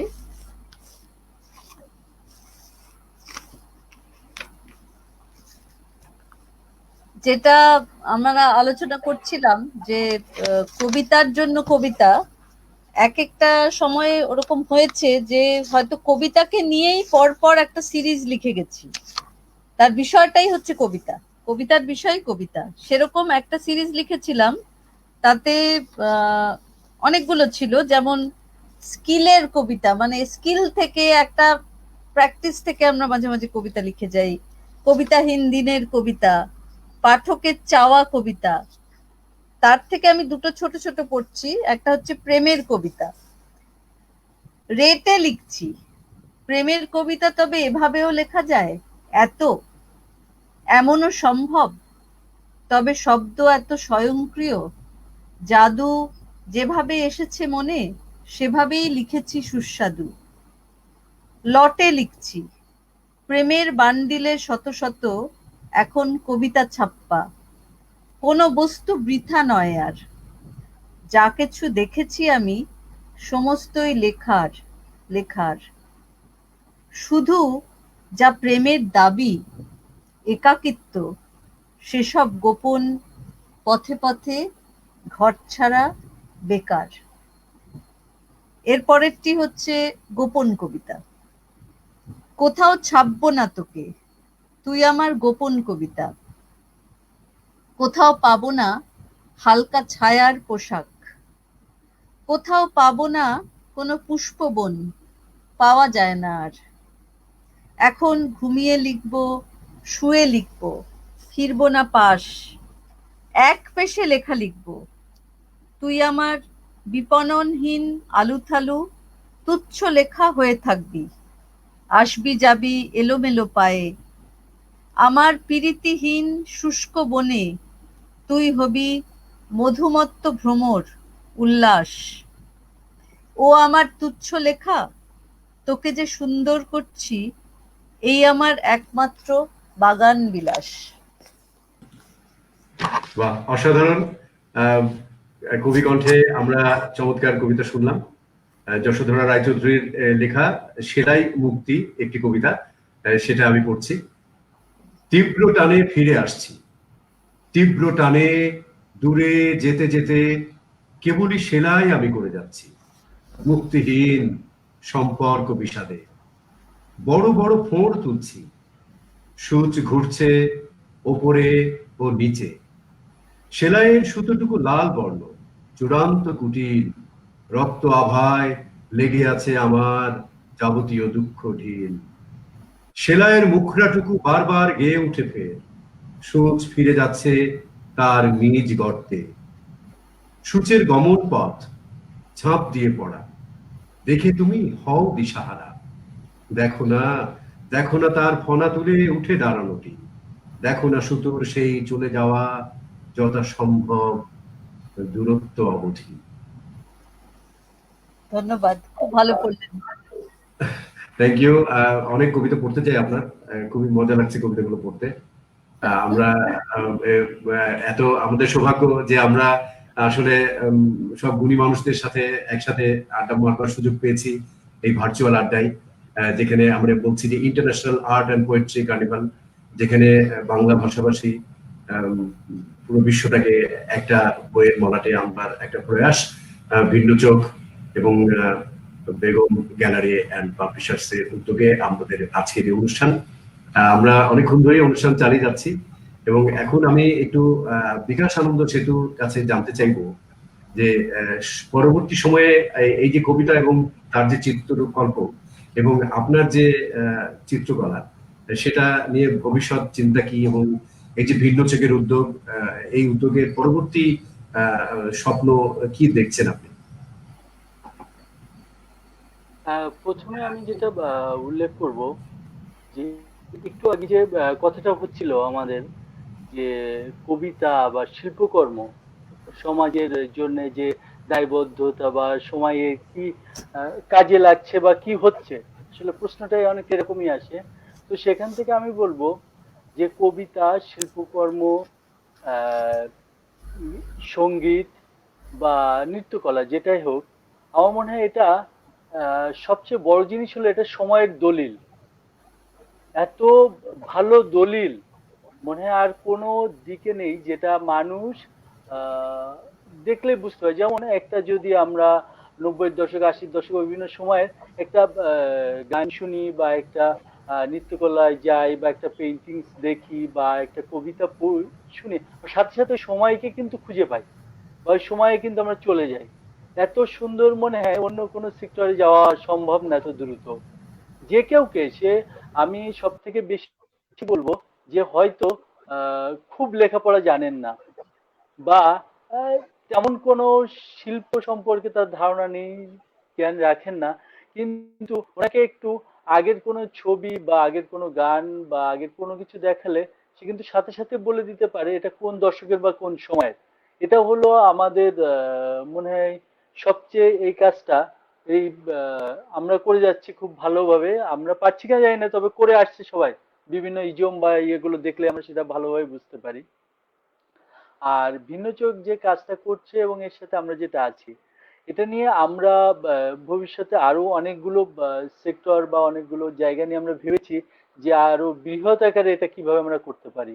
কারণ এটা বৃহৎ ভাবে করা আমাদের আহ, বাংলা ভাষাভাষীর জন্য আমাদের কিছু করাটাই এখানে আহ, দায়বদ্ধতা বা দায়িত্ব বলে আমার মনে হয়। যেমন কিছু করে যেতে হবে যেন সেটা তেমনি ভাবে আগের দশকের মতোই যেন এটাও একটা দলিল হয়ে থাকে, এটাও যেন সামনে মানুষের চলার পথে অনুপ্রেরণা হয়, এবং আমরা সেভাবে চেষ্টা করে যাচ্ছি আর কি। আসলে তাই, এরকম একটা এত সুন্দর একটি উদ্যোগ, সেটা নিশ্চয়ই যারা সংগঠক আছেন, বিশেষ করে ভিন্ন চোখ এবং বেগম গ্যালারি অ্যান্ড পাবলিশার্স, তারা করোনাকালীন সময়টা অতিক্রম করতে পারলে একটা সুন্দর সময় যখন আমাদের আসবে, তখন নিশ্চয়ই এটা একটা বড় একটা ইভেন্টের মধ্যে দিয়ে, একটা প্রকাশন উৎসবের মধ্যে দিয়ে এই যে গ্রিস, মানে যে দেশের কবি শিল্পী এবং ভারত বাংলাদেশ মিলিয়ে যাদের এখানে কবিতা এবং চিত্রকল্প রয়েছে, সবাই একসাথে হয়ে একটা বিশাল একটা মহাসমাবেশ, একটা মানে উদ্বোধনী অনুষ্ঠান কবিদের নিয়ে, শিল্পীদের নিয়ে, সেটা আমরা আশা করতে পারি। এবং নিশ্চয়ই ভিন্ন চোখরা সে স্বপ্ন দেখছে, পরিস্থিতি ভালো হলে অবশ্যই এটার একটা বড় করে একটা অনুষ্ঠান করে, এবং পরবর্তী আরো কি করা যেতে পারে। বাংলা ভাষা তো আসলে আমরা পুরো বিশ্বে অনেক মানুষ বাংলায় কথা বলি, আমরা বাঙালি, এবং 35 কোটি বাঙালি আমাদের দেশে। তো আমি এবার সরকার ফারুক ভাইয়ের কাছে বলবো যে এই যে 35 কোটি বাংলা ভাষাভাষী বিশ্বে ছড়িয়ে রয়েছে, তাদেরকে আপনি আরেকটি কবিতা যদি আপনার সুকণ্ঠে শোনান, এবং আমিও একটা পড়তে চাই আপনার কাছ থেকে। আমি একটা কবিতা পড়বো। আর এই যে ধরেন, আমি এই ভাষার এই সীমান্তটা মানি না, বাংলা ভাষীদেরকে আমি মানে আমার স্বজন ভাবি, যে কারণে আপনি দেখবেন যে আমি নিজেকে শুধু মানে বাংলাদেশের কবি বলতে চাই না, বাংলা ভাষার কবি আমি এভাবে ভাবতে অভ্যস্ত। যে কারণে দেখবেন যে আমার এই আত্মপ্রত্যয়ের মানে একটা ফসলও, আমি যাদেরকে চিনি না, আমি বললাম যে ত্রিপুরাতে এবার বইমেলায় আমার বই বেরিয়েছে দাসির বাজারে, আমি প্রকাশককে চিনি না। গত বছর কলকাতাতে বেরিয়েছে বইমেলাতে, আমি কলকাতা বইমেলাতে জীবনেও যাই।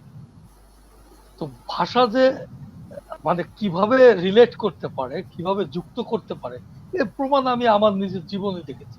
অখ্যাত একজন মানুষ, যাকে কেউ চিনতো না, প্রতিষ্ঠিত কারোর সাথে পরিচয় নেই, তার বই বাংলা ভাষাভাষী অঞ্চলগুলোতে প্রকাশিত হচ্ছে।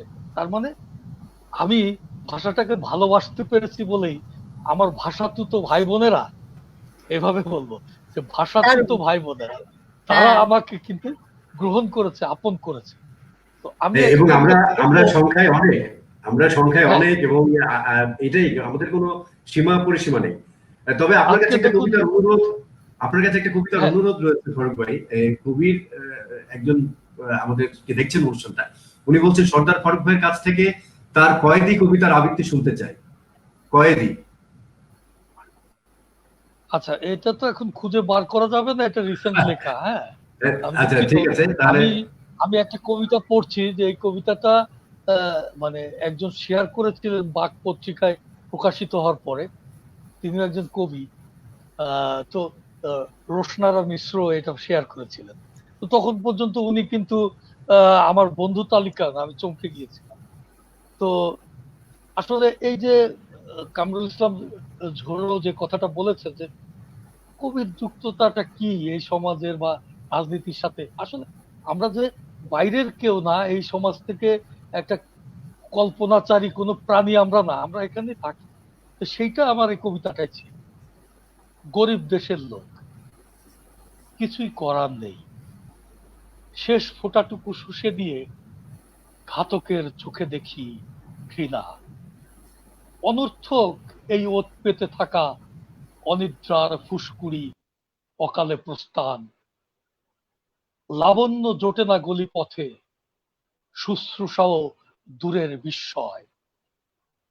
এক গায়কের গলা থেকে গান কেড়ে অন্য কেউ গেয়ে যায়, উচ্চ নাদে মোটেও কাঁপে না সুর, তবলার চাটি ঘন হয়। ওগো সেতারের ঝালা, আমার অসুখ হলে তুমিও শিওরে থেকো, সাথে এনো আপেল আঙুর। বড় পুষ্টিহীন গরিব দেশের লোক, তবু পথে রক্ত ঝরে যায়। ধন্যবাদ। অভাবিত দিনে কতবার জোড়া দেয়া যায় দহনের নহিত শেকল। অন্ধকারে মেঘ দেখা অসম্ভব জেনে ছুঁতে চেয়েছিলে জলের কণিকা। অস্পষ্ট রয়েছে সব, লজ্জ রেণু, দুষ্ট ব্রণ, তীরের মহিমা। ছিঁড়ে যেতে যেতে জন্মদাগ, ভিটের বিপুল গাছ, ক্ষীণতনু, নদীর রেখায় আয়ু স্মৃতি ছায়া খুঁজেছিলে। সুই সুতো দ্বিধায় পড়েছে অভাবিত দিনে। আপনি কি এরকম ছোট ছোট কবিতা লিখতে বেশি স্বাচ্ছন্দ্য বোধ করেন? আসলে আমি, আমার দীর্ঘ কবিতাও অনেক আছে, কিন্তু ব্যাপারটা হচ্ছে কবিতা আমার কাছে যতটুকু আসে আমি তারপর আর একটা লাইনও বাড়াই না। আমার কাছে মনে হয় কবিতাটা আসে। আসলে তাই, কবিতা না আসলে কোথা থেকে আসে? কোথা থেকে আসে কবিতা? হয়তো অবচেতনে থাকে, হয়তো আমার ফেলে আসা জীবন থেকে আসে। তো সেই জায়গাটায় আমি যতটুকু আসে এর বাইরে আর এফোর্টটা আমি নেই না। জোর করে রবারের মতো টেনে লম্বা করতে যাই না। এটা যশোধরা রায়চৌধুরী তার একটা কবিতায় বলছিলেন যে আমাদের একটা ক্রাফটসম্যানশিপ আছে, আমি যতটুকু বুঝেছি, যে একটা আমাদের ক্যাপাবিলিটি আছে, আমরা কিন্তু কবিতা লিখতে পারি। যারা লিখে আসছে দীর্ঘদিন, আমরা কিন্তু অভ্যাসবশত বা আমাদের করণ কৌশল দিয়ে আমরা সারাদিন লিখে দিতে পারি, ফরমাইশে লিখে দিতে পারি। সেটা অনুভব। হ্যাঁ, তো সেই জায়গাটায় মানে আমি সেই লেখাটা লিখতে চাই না। হ্যাঁ, সেটাই বোধহয় বিপদ, সেটা আমাদের বিপদ। যদি একবার অভ্যাস হয়ে যায় হাতে, তারপর অনুভব আর না থাকে বা কোনোভাবে স্পর্শটা না থাকে, একটা কোনো চার্জ বা বোধ এগুলো ছাড়াই যদি আমি অভ্যস্ত আঙুলে শুধু লিখতে থাকি, তাহলে সেটা আমাদের মনোভূত নয়। সেটা হয়তো করা যায়, তো সেটা করতে চাই না। হ্যাঁ কবি, আমি আমার কাছে কথা হচ্ছে যে একটা ইনস্ট্যান্ট ফ্লো, এটাতে আমি লিখে যাব, নির্মাণটা পরে, নির্মাণটা আমার এডিটিং এর সময়। আমি এটা না আমার পদ্ধতি, আমি আমার মতো যতটুকু লেখা আসছে লিখে যাব। নির্মাণটা মানে এটাকে যেমন রাজমিস্ত্রি যে কর্নিশ দিয়ে আস্তে আস্তে মসৃণ করে, আমরা দেখেছি সবাইকেই এডিট করতে, বারবার কাটাকুটি, কিন্তু ওকে আসতে দেই আমি অনায়াসে আসতে দিই। ঠিক তাই। সে জায়গাটায় আমি এটা খুব দরকার, বাধা দেই না। আর কিন্তু যতটুকু আসে ততটুকুই। আমাকে অনেকে বলেছেন, আরমান ভাই যেটা বললেন যে এত ছোট ছোট কবিতা লেখেন, তো কবিতার দৈর্ঘ্য মাপার পক্ষে আমি না। হ্যাঁ, আমাকে এই যে অল্প অল্প লেখার মধ্যে যে যে পরিব্যাপ্তিটা থাকে, মানে এটা কিন্তু ভালো লাগে, আমি খুবই এনজয় করি, আমার খুব ভালো লাগে। আমি একটু বিকাশ আনন্দ সেতুর কাছে জানতে চাচ্ছি যে কবিতা তো এই যে সর্দার ফারুক এবং যশোধরা রায়চৌধুরীর কাছে থেকে কোথা থেকে আসে আমরা শুনলাম, ছবি আপনার কাছ থেকে মানে আপনার কাছে কোথা থেকে আসে? আমি দুজনের সাথে সুর মিলিয়ে প্রায় একই রকমই বলবো। ছবি আসলে চাইলেই আঁকা যায় না, একটা পর্যায় পর্যন্ত আছে যেটা হলো আমাদের অ আ ক খ বা এবিসিডি শেখার মতোই শিখতে হয়, সবারই শিখতে হয় কম বেশি হয়তো, কিন্তু যখন সৃজনশীল কিছু করতে হয়, যেটা আমার বা আমি যেটা ভিতর থেকে আনছি, আমার স্বকীয়তা যেটা বহন করবে, সেটা আসলে চাইলেই করা যায় না, সেটা ভিতর থেকে আসতে হয়। এখন আপনি যদি জানতে চান কোথা থেকে আসছে, সেটা বলা খুবই টাফ, কিন্তু কোথা থেকে যেন আসে, সেটা কোথায় যেন একটা আছে, আর সেটা যখন আসে সেটা আমি না চাইতেই অনেক সুন্দর হয়, আমি না চাইতেই অনেক কিছু চলে আসে। কিন্তু যখনই আমি যে আনতে যাই যে আমি এটা করতে চাই, এটা হতে হবে, কেন হচ্ছে না, তখন আসলে আমরা পারফেক্ট কিছু পাই না। সেখানে একটা মেকি মেকি একটা ব্যাপার থাকে, যেটা সৃষ্টিশীল হয় না। এক কথায় সৃষ্টিশীল হয় না। সেটা হয় হয়তো আমি সিক্স সেন্সে কোনো জায়গা থেকে কপি করে ফেলেছি। এটা আমার খুব মনে হয়, জানি না সবাই একমত কিনা, এটা আমার হয়তো ব্যক্তিগত ইয়েও থাকতে পারে। তো আহ, সৃষ্টিশীল কিছু হতে হলে সেটা কোনো এক জায়গা থেকে আসতে হবে, কোথা থেকে আসতে হবে সেটা খুঁজে পাওয়া খুব কঠিন ব্যাপার। তাহলে কি একজন শিল্পী প্রার্থনা করে প্রকৃতির কাছে, সৃষ্টিকর্তার কাছে, যে কবি বলে আমাকে অফকোর্স। বাণী দাও, আর চিত্রশিল্পী না, বলে আমাকে রং দাও, আমার তুমি আঁচল দাও। আমরা সেই প্রার্থনাই করতে থাকি, যেন আরো সুন্দর সুন্দর শব্দমালায় সর্দার ফারুক, যশোধরা রায়চৌধুরী আমাদেরকে শব্দের নামে, আমাদের শব্দের মালা গেঁথে আমাদেরকে নিয়ে যাক দূর দিগন্তে, এবং একটা সুন্দর পৃথিবীর কাছে, একটা মানবিক পৃথিবীর কাছে, যেখানে শিল্প, সাহিত্য, কবিতা, আর্ট, নাটক, সিনেমা, গান, চিত্রকলা, যত রকম আমাদের রয়েছে, মানে আমাদের তো শেষ নাই। আমরা যে এত সমৃদ্ধ, বিশেষ করে আমরা বাঙালিরা, আমাদের যে মানে গ্রাম অঞ্চলের গান, আমাদের যে লোকজ সঙ্গীত, আমাদের যে কবি, এত এত কবি। আমি আমি গত 30 বছর ধরে কবিতা পড়ছি, কিন্তু মানে আমার মনে হয় কবিতার এক অংশও আমার পড়া হয়। এত লেখা, এই লেখা এক জীবনে পড়ে শেষ করবার নয়। তো এই যে আমরা এতটা সৌভাগ্যবান যে এত সুন্দর একটা প্রকৃতিতে এত মহান সব কবি আমরা পেয়েছি, বিশেষ করে বাংলা ভাষাভাষী, সে দিক দিয়ে আসলে সত্যি খুব আনন্দ হয় যে আমরা অনেক কবি, সাহিত্যিক, চিত্রশিল্পী, এবং বাঙালি যে আসলে বিশ্বে মাথা উঁচু করে আছে এবং থাকবে, সেটা এই কারণেই বোধ হয়। যশোধরা রায়চৌধুরী যদি কিছু বলেন। হ্যাঁ, আমারও মনে হলো যে এই আজকের যে অনুষ্ঠান হলো, আমরা হয়তো চারজন পরস্পরকে সেভাবে চিনতাম না, কিন্তু দেখুন ওই ভাষাতুতো ভাই বোন কথাটা আজকে আমি সঙ্গে নিয়ে যাব। আর আহ, আমরা সবাই আসলে ভাই বোন সেই অর্থে। এবং কোথাও গিয়ে সবার কথাই মিলে গেল। এই স্বতঃস্ফূর্ততা, একই সঙ্গে সমাজবদ্ধতা তো অবশ্যই আছে, সমাজের প্রতি দায়বদ্ধতা আছে। যেমন আমার লেখায় ক্রমশ যত বয়স বেড়েছে তত ফেমিনিজম মানে নারীবাদ এসেছে, জীবনের অভিজ্ঞতার সঙ্গে সঙ্গে মেয়েদের কথা, মেয়েদের ইস্যু এসেছে, সেগুলো সমাজবদ্ধতা থেকেই এসেছে। কিন্তু শেষ জায়গায় বোধহয় আমরা সবাই আসলে মানে শুধুই মানুষ, একই সঙ্গে সৃষ্টিশীল মানুষ। যার ফলে একটা ফুল, যখন একটা বাচ্চা একটা পেন্সিল দিয়ে দেওয়ালের গায়ে একটা ফুল আঁকে, বাবা মায়েরা সেটা মুছে দিতে চায় বা মুছে দিতে চায় না, ওইখানেই হয়তো একটা তফাৎ হয়ে যায়। যে বাবা মারা বলে যে হ্যাঁ তুই আঁক মনের সুখে, তারা বোধহয় একটা দরজা খুলে দেন। তো আমাদের কেউ না কেউ সেই দরজাটা খুলে দিয়েছিল, এবং আমাদের বাবা মায়েরা আমাদের সেই পরিস্থিতি দিয়েছিলেন বলেই হয়তো আমরা সৃষ্টিশীল হতে পেরেছি যতটুকু হয়েছি। আর আমাদের চারিপাশে তো সমস্ত পড়ে আছে, মানে এত ভালো কবিতা, এত ভালো ছবি, এত আমাদের সম্পদ আছে, বাংলার সম্পদ, তাছাড়া বিশ্বেরও সম্পদ, সেগুলো পেয়েছি বলেই ঋদ্ধ হয়েছি। খুবই সম্পূরক একটি প্রশ্ন। কামরুল ইসলাম ঝড়ো আপনার কাছে জানতে চেয়েছে, যশোদা রায়চৌধুরীকে যথাযথ সম্মান জানিয়ে একটা ছোট প্রশ্ন করছি। কবিতা বা কোনো শিল্পকর্ম কি শুধু একটা নির্দিষ্ট সময়ের তত্ত্ব বিবরণ, দলিল? না, একেবারেই নয়। এতক্ষণ আমরা বোধহয় সেটাই আলোচনা করলাম। একই সঙ্গে আমার নিজের কথাটা কোনো একটা জায়গায় গিয়ে সবার কথা হয়ে যাচ্ছে, সেইটাই হয়তো সৃষ্টি। আর দ্বিতীয়ত তার মধ্যে আমার সময় ঠিক ঢুকে পড়ে। আমি হয়তো সময়ের বিবরণ দেব বলে লিখছি না, আমি তো রিপোর্টার নই, বা আমি কোনো রিপোর্টাজ রচনা করা আমার কাজ নয়। কিন্তু আমি যখন 90 দশকে লিখতে এসেছি, তখন আমাদের সময় কিন্তু আমার লেখার মধ্যে এসেছে। এবং শুধু আমার নয়, মানে আমি দেখেছি প্যারালালি আমরা সবাই লিখছি, কোথাও না কোথাও সময় আসছে।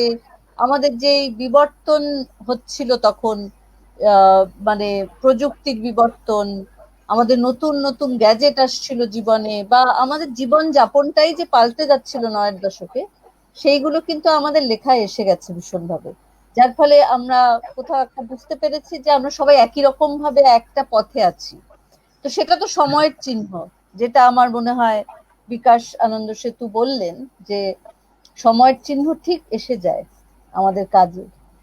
কারণ সময়টাই তো আমাদের অভিজ্ঞতা দেয়, এবং মানে সময়টাই আমাদের অভিজ্ঞ করে তোলে বলেই আমরা ওই সময়টাকেই প্রতিনিধিত্ব করতে পারি হ্যাঁ, সেটাই। যার যার ভাষায়, যার যার চিন্তা চেতনায়।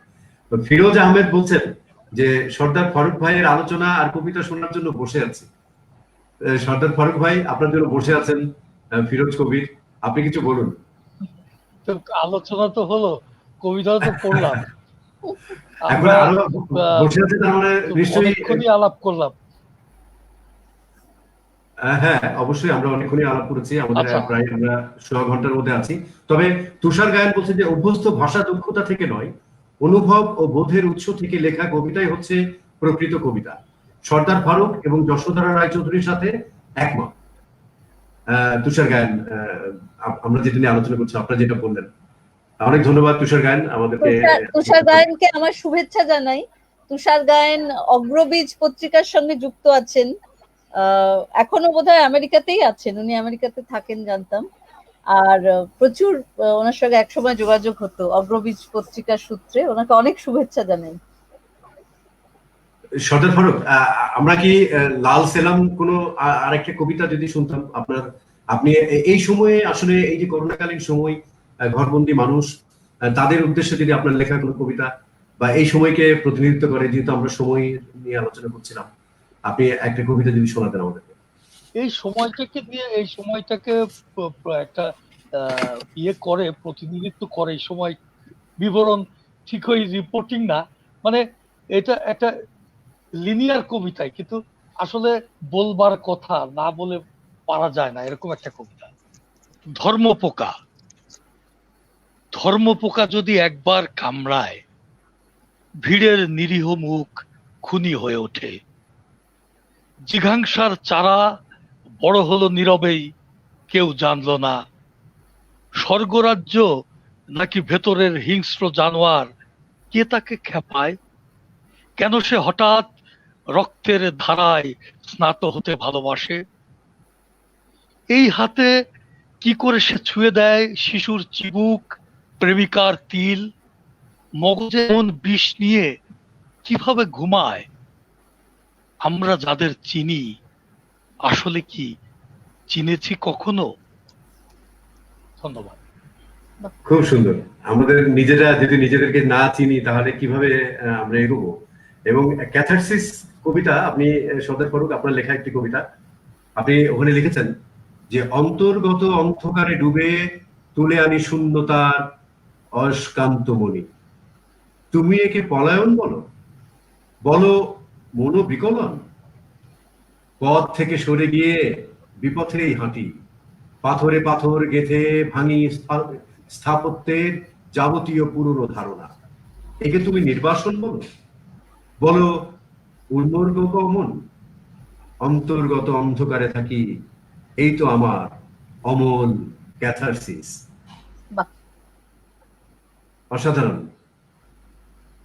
অন্ধকার ক্যাথারসিসের চিন্তা থেকে কবিতাটা, এটা আমার মনে হয় যারা লিখেছেন, এই যন্ত্রণাক্ত পথে হেঁটেছেন, তারা বুঝবেন যে এই ক্যাথারসিসের জায়গাটা। তো আমি ওই আনন্দ বিকাশ সেতুর কথার সাথে একটা বলবো, যে কোথায় যোগসূত্র এক লাইনে বলবো। আমি প্রায় সময় বলি যে কবিতার কাজটা হচ্ছে, যেটা করি আমরা, সেটা হলো মানে শূন্যতার ভেতরে, শূন্যের ভেতরে, মানে অদৃশ্য তুলে দিয়ে আমরা শব্দ দিয়ে আমরা ছবিটা আঁকি। ওইটা কিন্তু একটা মানে শব্দ দিয়ে শূন্যের ভেতরে ছবি আঁকে। তো এই দিক থেকে খুবই মিল আছে। আর আমি বলবো যে সমস্ত শিল্পের মাধ্যমগুলো কোথায় গিয়ে যেন এক। আমি অনেক সময় গান শুনতে শুনতে আমার লেখা চলে আসে, এমন একটা মুহূর্ত চলে আসে যে গান শুনতে শুনতে, তখন একদিকে গান শুনছি, একদিকে মানে লিখছি। তো এরকম একটা ভালো চিত্রকলা একটা কবিতা লিখতে উৎসাহিত করে তোলে। আমি জানি না চিত্রশিল্পীরা একটা ভালো কবিতা পড়ে তাদেরও ছবি আঁকতে ইচ্ছে করে কিনা তারাই ভালো বলতে পারবে। হ্যাঁ, আমরা এই মুহূর্তে সেতু ভাইকে পাচ্ছি না, হয়তো ইন্টারনেটে কোনো সমস্যা হয়েছে, হয়তো পেয়ে যাবো। আমরা আমরা অনুষ্ঠানের প্রায় শেষ পর্যায়ে রয়েছি। শেষের দিকে এসে যদি যশোধরা রায়চৌধুরীর কণ্ঠে আরো একটি কবিতা শুনি, খারাপ হয় না। আমি একটা কাজ করি, আমি এক ধরনেরই আমরা লেখাগুলো পড়ছিলাম যেগুলো কিছুটা শিল্পের জন্য শিল্প, এবার একটু সমাজবদ্ধ একটা কবিতা পড়ি, তাহলে হয়তো আমরা এতক্ষণ যে আলোচনা করছিলাম সেটা খানিকটা বোঝা যাবে। এটা হচ্ছে যেই সময়ে 90 দশকে, তখন পাড়ায় পাড়ায় বিউটি পার্লার গজিয়ে উঠেছে, এবং খানিকটা আমি তখন হয়তো খানিকটা বিরূপ ভাবেই লিখেছিলাম, কিন্তু কোথাও ওই পণ্যায়ন এবং মেয়েদের শরীরের পণ্যায়ন এই ব্যাপারগুলোর একটা প্রতিবাদ ছিল কবিতাটায়। তো সেটা একটু পড়ি, একটু অন্যরকম, তাতে একটা ফ্লেভার আসবে আশা করা যায়। এই কবিতাটির নাম হচ্ছে বিউটি পার্লার। মানুষ রূপের কাছে ফিরে আসে, ভয়াল নশ্বর সেই সব রূপ আর পৃথিবীতে পয়দা হয় না, কাচের দপ্তরে, অথচ পালানো যায় না। এ থেকে পালানো যায় না। রূপের টেবিল, রূপের ফাইলপত্র, লাল দড়ি, ফাঁস, এ থেকে পালানো যায় না। আগুনের দগ্ধ সব মুখ মাস্কারায় ঢেকে এসে বসে আছে মোমের পুতুল পরীক্ষা কেন্দ্রের সামনে, আতশ কাচের করিডোরে। ওখানে ঢুকলেই ওরা চামড়া থেকে তুলে নেবে দুপরত রূপের খোলস।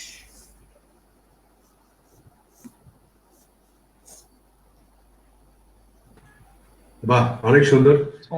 কষ্ট সমূহ যশোধরা রায়চৌধুরীর লেখা একটি কবিতা, একটু 4 লাইন পড়ি। ভালোবাসা পায়ের তলায় দুমড়োতে দুমড়োতে লাট হয়ে গেল, ভেঙে পড়া জমিদার বাড়ির টানা পাখার মতো হতাশায় তুমি উল্টে পড়ে আছো গাছের ছায়ায়। গাছটা মড়মড় মরা শব্দে পড়ে যাবে, একটা কাঁটা ভর্তি কেতাব বিদেশি ক্যাকটাস উল্টে পড়ে কি করুন অসহায় হয়ে আছে।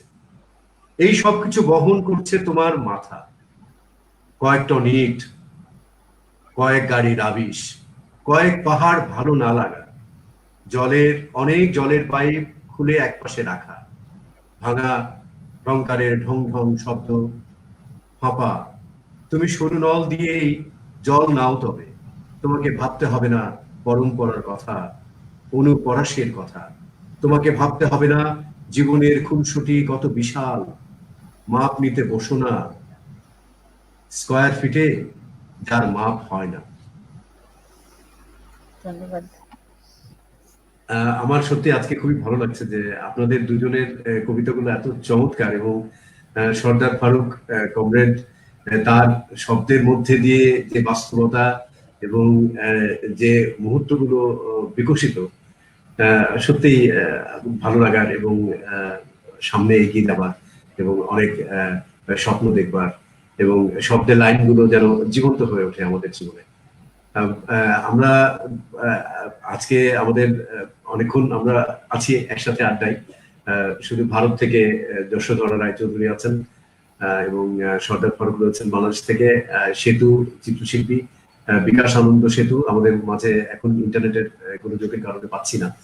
তো বন্ধুরা, আপনারা এতক্ষণ দেখছেন আমাদেরকে international art and poetry carnival 2020-তে, এবং ভিন্ন চোখ আর বেগম গ্যালারি অ্যান্ড পাবলিশার্স এর পরিবেশনায় আমাদের এই ভার্চুয়াল আড্ডা। আমরা বিদায় নেবার সময় হয়েছে। তো আমরা বিদায় নেবার সময়ে আমরা ভিন্ন চোখে আবারও আন্তরিকভাবে ধন্যবাদ জানাতে চাই, এবং সাথে সাথে বেগম গ্যালারিকেও, যে এত সুন্দর একটি উদ্যোগ, এবং আলী আফজাল খান যে ভাবে আমাদেরকে এক জায়গায় নিয়ে আসছেন, এবং এই যে শিল্পী কবি এবং আমরা আমাদের চিন্তা ভাবনা চেতনা এবং আমাদের বেঁচে থাকার যে অর্থ, সবই যেন মিলেমিশে একাকার হয়ে যাচ্ছে আমাদের কথায়, আমাদের ভাষায়। সর্দার ফারুকের জন্য অনেক অনেক শুভকামনা থাকলো। সর্দার ফারুক, আপনি দর্শকদের উদ্দেশ্যে আজকে আপনার খুব ভক্ত দর্শকেরা আপনাকে অনেক অনেক অভিবাদন জানিয়েছেন। আপনার খুবই চমৎকার কথাগুলো, কবিতাগুলো খুবই পছন্দ করছেন। সেই জন্য আপনি যদি দর্শকদের উদ্দেশ্যে এই আর্ট অ্যান্ড পোয়েট্রি নিয়ে যদি শেষে কিছু বলেন। সবাইকে অনেক ধন্যবাদ এতক্ষণ ধৈর্য ধরে আমাদের আলোচনা কবিতা শোনার জন্য। তো সবাই জানেন যে আর্ট অ্যান্ড পোয়েট্রি এটা অঙ্গাঙ্গিভাবে জড়িত, এবং এটা হচ্ছে মানুষের মনের রসদ, বেঁচে থাকার প্রেরণা। আসলে আমরা যাই বলি, সেই যে ধরনের সমাজই চাই, আমাদের বেঁচে থাকার জন্য রসদ দরকার হবে। সেই রসদটা যোগাবে কিন্তু এই শিল্প আর কবিতা। এবং শিল্প এবং কবিতা বিহীন একটা স্বর্গের কল্পনা আমি করতে পারি না, আর সেরকম স্বর্গেও আমি যেতে চাই না। এমন কোন স্বর্গ যে স্বর্গে কবিতা নেই, শিল্প নেই, হ্যাঁ, শিশু নেই, সঙ্গীত নেই, এরকম কোন স্বর্গের কল্পনা আমার মাথাতে ঢোকে না। তো সেরকম মানে আমার স্বর্গ এখানেই, আমার স্বর্গ এই মর্তেই, আমার স্বর্গ এই শিল্পেই, আমার স্বর্গ এই কবিতাতেই।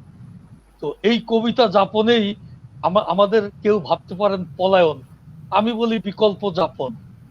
এই যাপনের মধ্যেই আমরা বেঁচে আছি, বাকি দিনগুলো থাকতে চাই। আর আপনাদেরকেও আমরা এই নৈকট্যে চাই, কাছে চাই, সান্নিধ্য চাই, আমাদের এই যাপনের অংশীদার করতে চাই। সবার জন্য অনেক অনেক ভালোবাসা। আজকে আরমান পারভেজ ভাইয়ের সাথে আমার এই প্রথম কথা হলো। তিনি চমৎকার ভাবে আমার কবিতাগুলো আমাদের, বা যশোধরা রায়চৌধুরীর কবিতাগুলো পড়লেন, খুব ভালো লেগেছে। আমি তাকে আমার মন থেকে অভিনন্দন, অভিবাদন। যশোধরা রায়চৌধুরীর আমি একজন গুণমুগ্ধ পাঠক।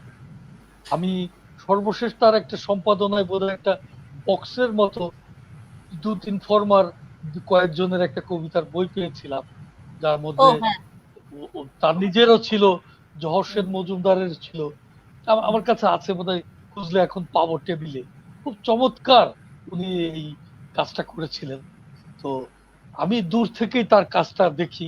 আজকে কথা হলো, আমি খুবই আনন্দিত তার সাথে পরিচিত হতে পেরে। এবং আমি মনে করি এই যে আজকে এভাবেই যুক্ত হয়ে যাই। আজকে মিতুল দত্ত আমাকে শুভেচ্ছা জানালেন ওপার থেকে, অত মিতুলকেও কিন্তু এভাবেই চিনি, এবং চিনে কিন্তু তার কবিতার সাথে আমার চমৎকার পরিচয়, এবং আমার লেখাও সে পড়ে। ওর পত্রিকা কবিয়ালেও আমি নিয়মিত লিখতাম। তো এইভাবে কিন্তু যুক্ততা তৈরি হচ্ছে। কাঁটাতার যতই থাকুক, এগুলো ভেঙে টেঙে, ওই যে বললাম ভাষাতুত ভাই বোন, এরা মিলিত হবেই। এটাকে কোনো রাজনীতি, কোনো ভৌগোলিক সীমা, কোনো ব্যারিয়ার ঠেকিয়ে রাখতে পারবে না। তো এই জন্য আন্তর্জাতিক বলতে যখন আমরা বলি, আসলে আমরা কিছু ওভাবে আমি মনে করতে পারি না। সবাইকে মনে হয় এই যে যার ভাষা বুঝছি, যাকে বুঝতে পারছি, যার চিন্তা বুঝতে পারছি, এটার জন্য একই বেশি।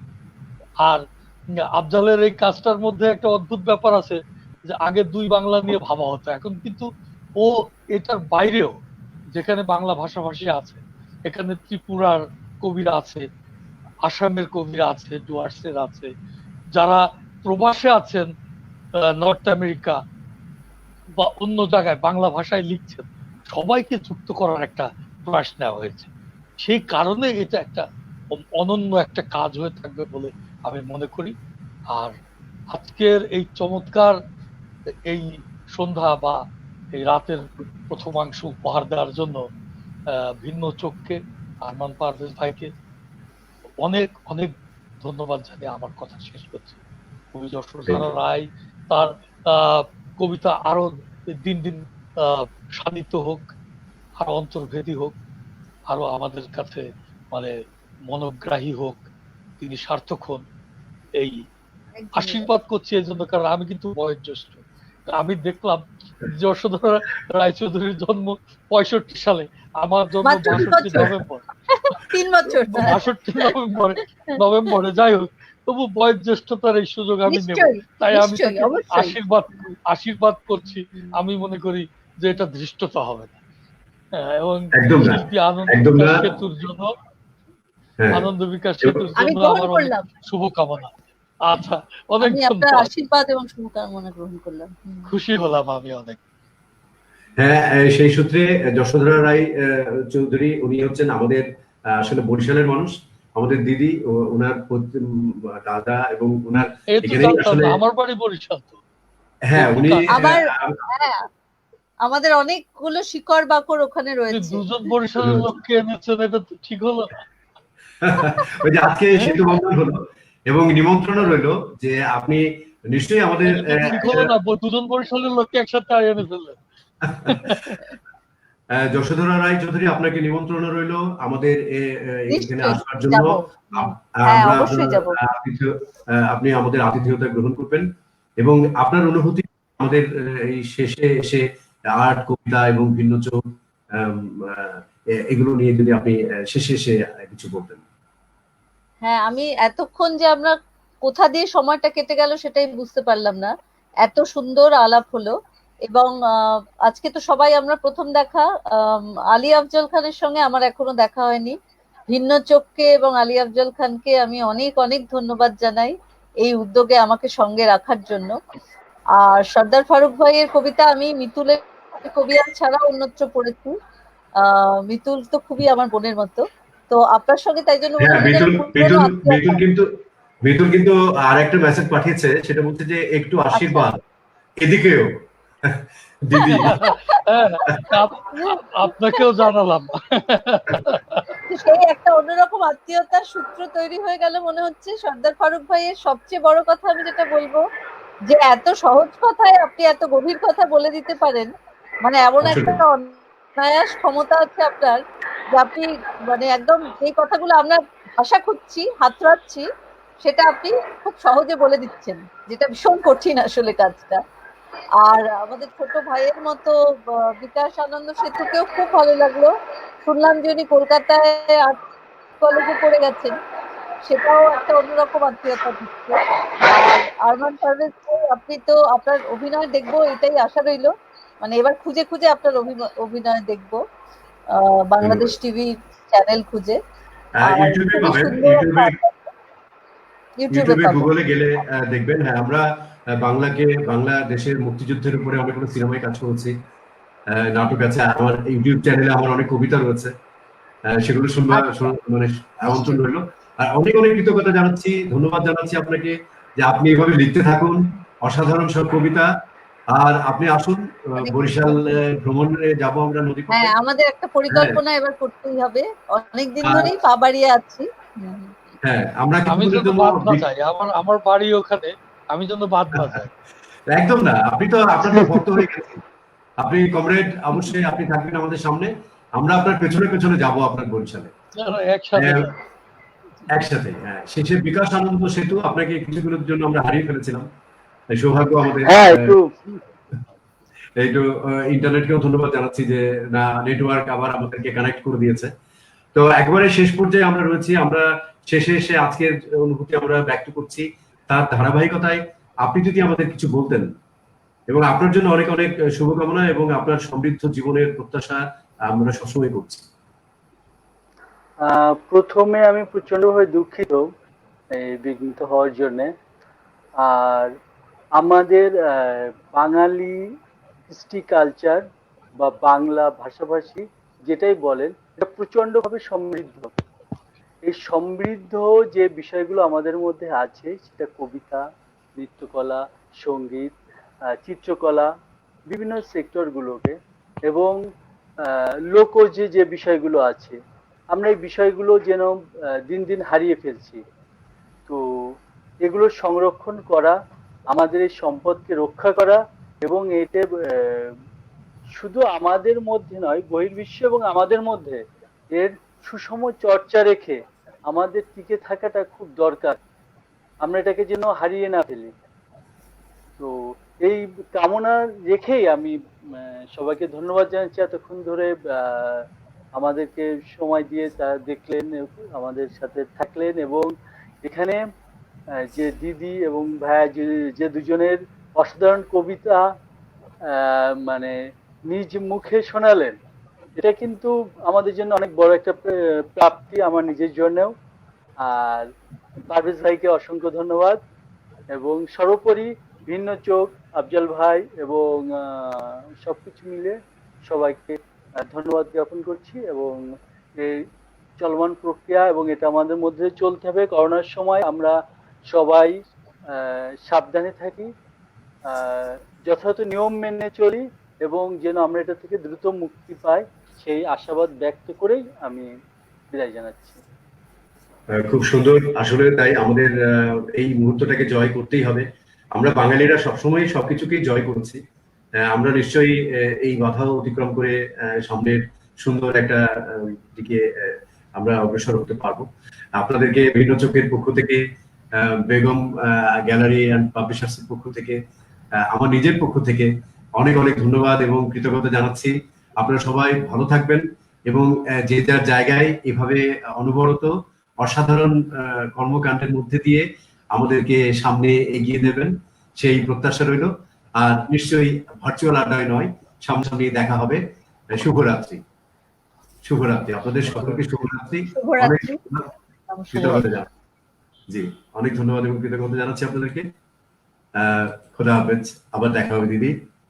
ভালো থাকবেন বন্ধুরা। অলরেডি আমরা 1 ঘন্টা 36 মিনিটের মতো আমাদের অনুষ্ঠান আপনারা দেখছেন দীর্ঘ সময় ধরে। সেই জন্য আপনাদেরকে অনেক অনেক কৃতজ্ঞতা জানাচ্ছি ভিন্ন চোখ এবং Begum gallery and art publishers এর পক্ষ থেকে। আপনারা সামনে আগামীকাল শুক্রবার আবার 3 জন অতিথি নিয়ে, কবি এবং শিল্পীদেরকে নিয়ে আপনাদের সামনে হাজির হব এবং আপনারা এই অনুষ্ঠানটি বেশি বেশি করে শেয়ার দিবেন যেন বিশ্বময় বাঙালিরা আমাদের এই প্রোগ্রাম অনুষ্ঠানটা দেখতে পারে এবং এই যে বিশ্ব বাংলা সংখ্যা এবং বিশ্বকে আমাদের যে গর্বিত ভাষা, মায়ের ভাষা এবং রক্ত দিয়ে পাওয়া যে ভাষায় আমরা পৃথিবীর মধ্যে অন্যতম, সেই শুভকামনা রইল আপনাদের সবার জন্য। শেষে এসে আমি রনি আহমেদের একটি কবিতা দিয়ে আজকের অনুষ্ঠান শেষ করব। কবিতার নাম হচ্ছে নিরুদ্দেশের ঐকতা। তোমরা জানো না আমি কে, কারণ তোমরা তো শুধু জানার মধ্যেই থাকো, অজানায় থাকো না। যদি অজানার ঠিকানায় থাকতে পেতে আমায়, আমি এক ভালোবাসার নদী, যার 2 কূল যেন স্বপ্নের আধার, যেখানে দিগন্ত এসে বাঁক নেয় আর সারসের দল ডিম ভেঙে বেরিয়ে আসে অতলান্তি গ্রহগুলো থেকে। আসো তুমি আমার ভিতর, কারণ আমার ভিতরে তোমার জীবন এত বছর শুধু নষ্ট হলো নষ্ট, কারণ ওদের বলে দাও আমি এসেছি। বছরগুলোকে সাজিয়ে দিই, ইস্ত্রি করা কাপড়গুলো পরে নাও, সামনে সমুদ্রের ডাক, বহুকালের শব্দ নিয়ে নিশ্চুপ, শুনশান প্রেমে অস্থির আর নিরুদ্দেশের ঐকতা। শুভরাত্রি। সবাই ভালো থাকবেন সেই প্রত্যাশায় আজকের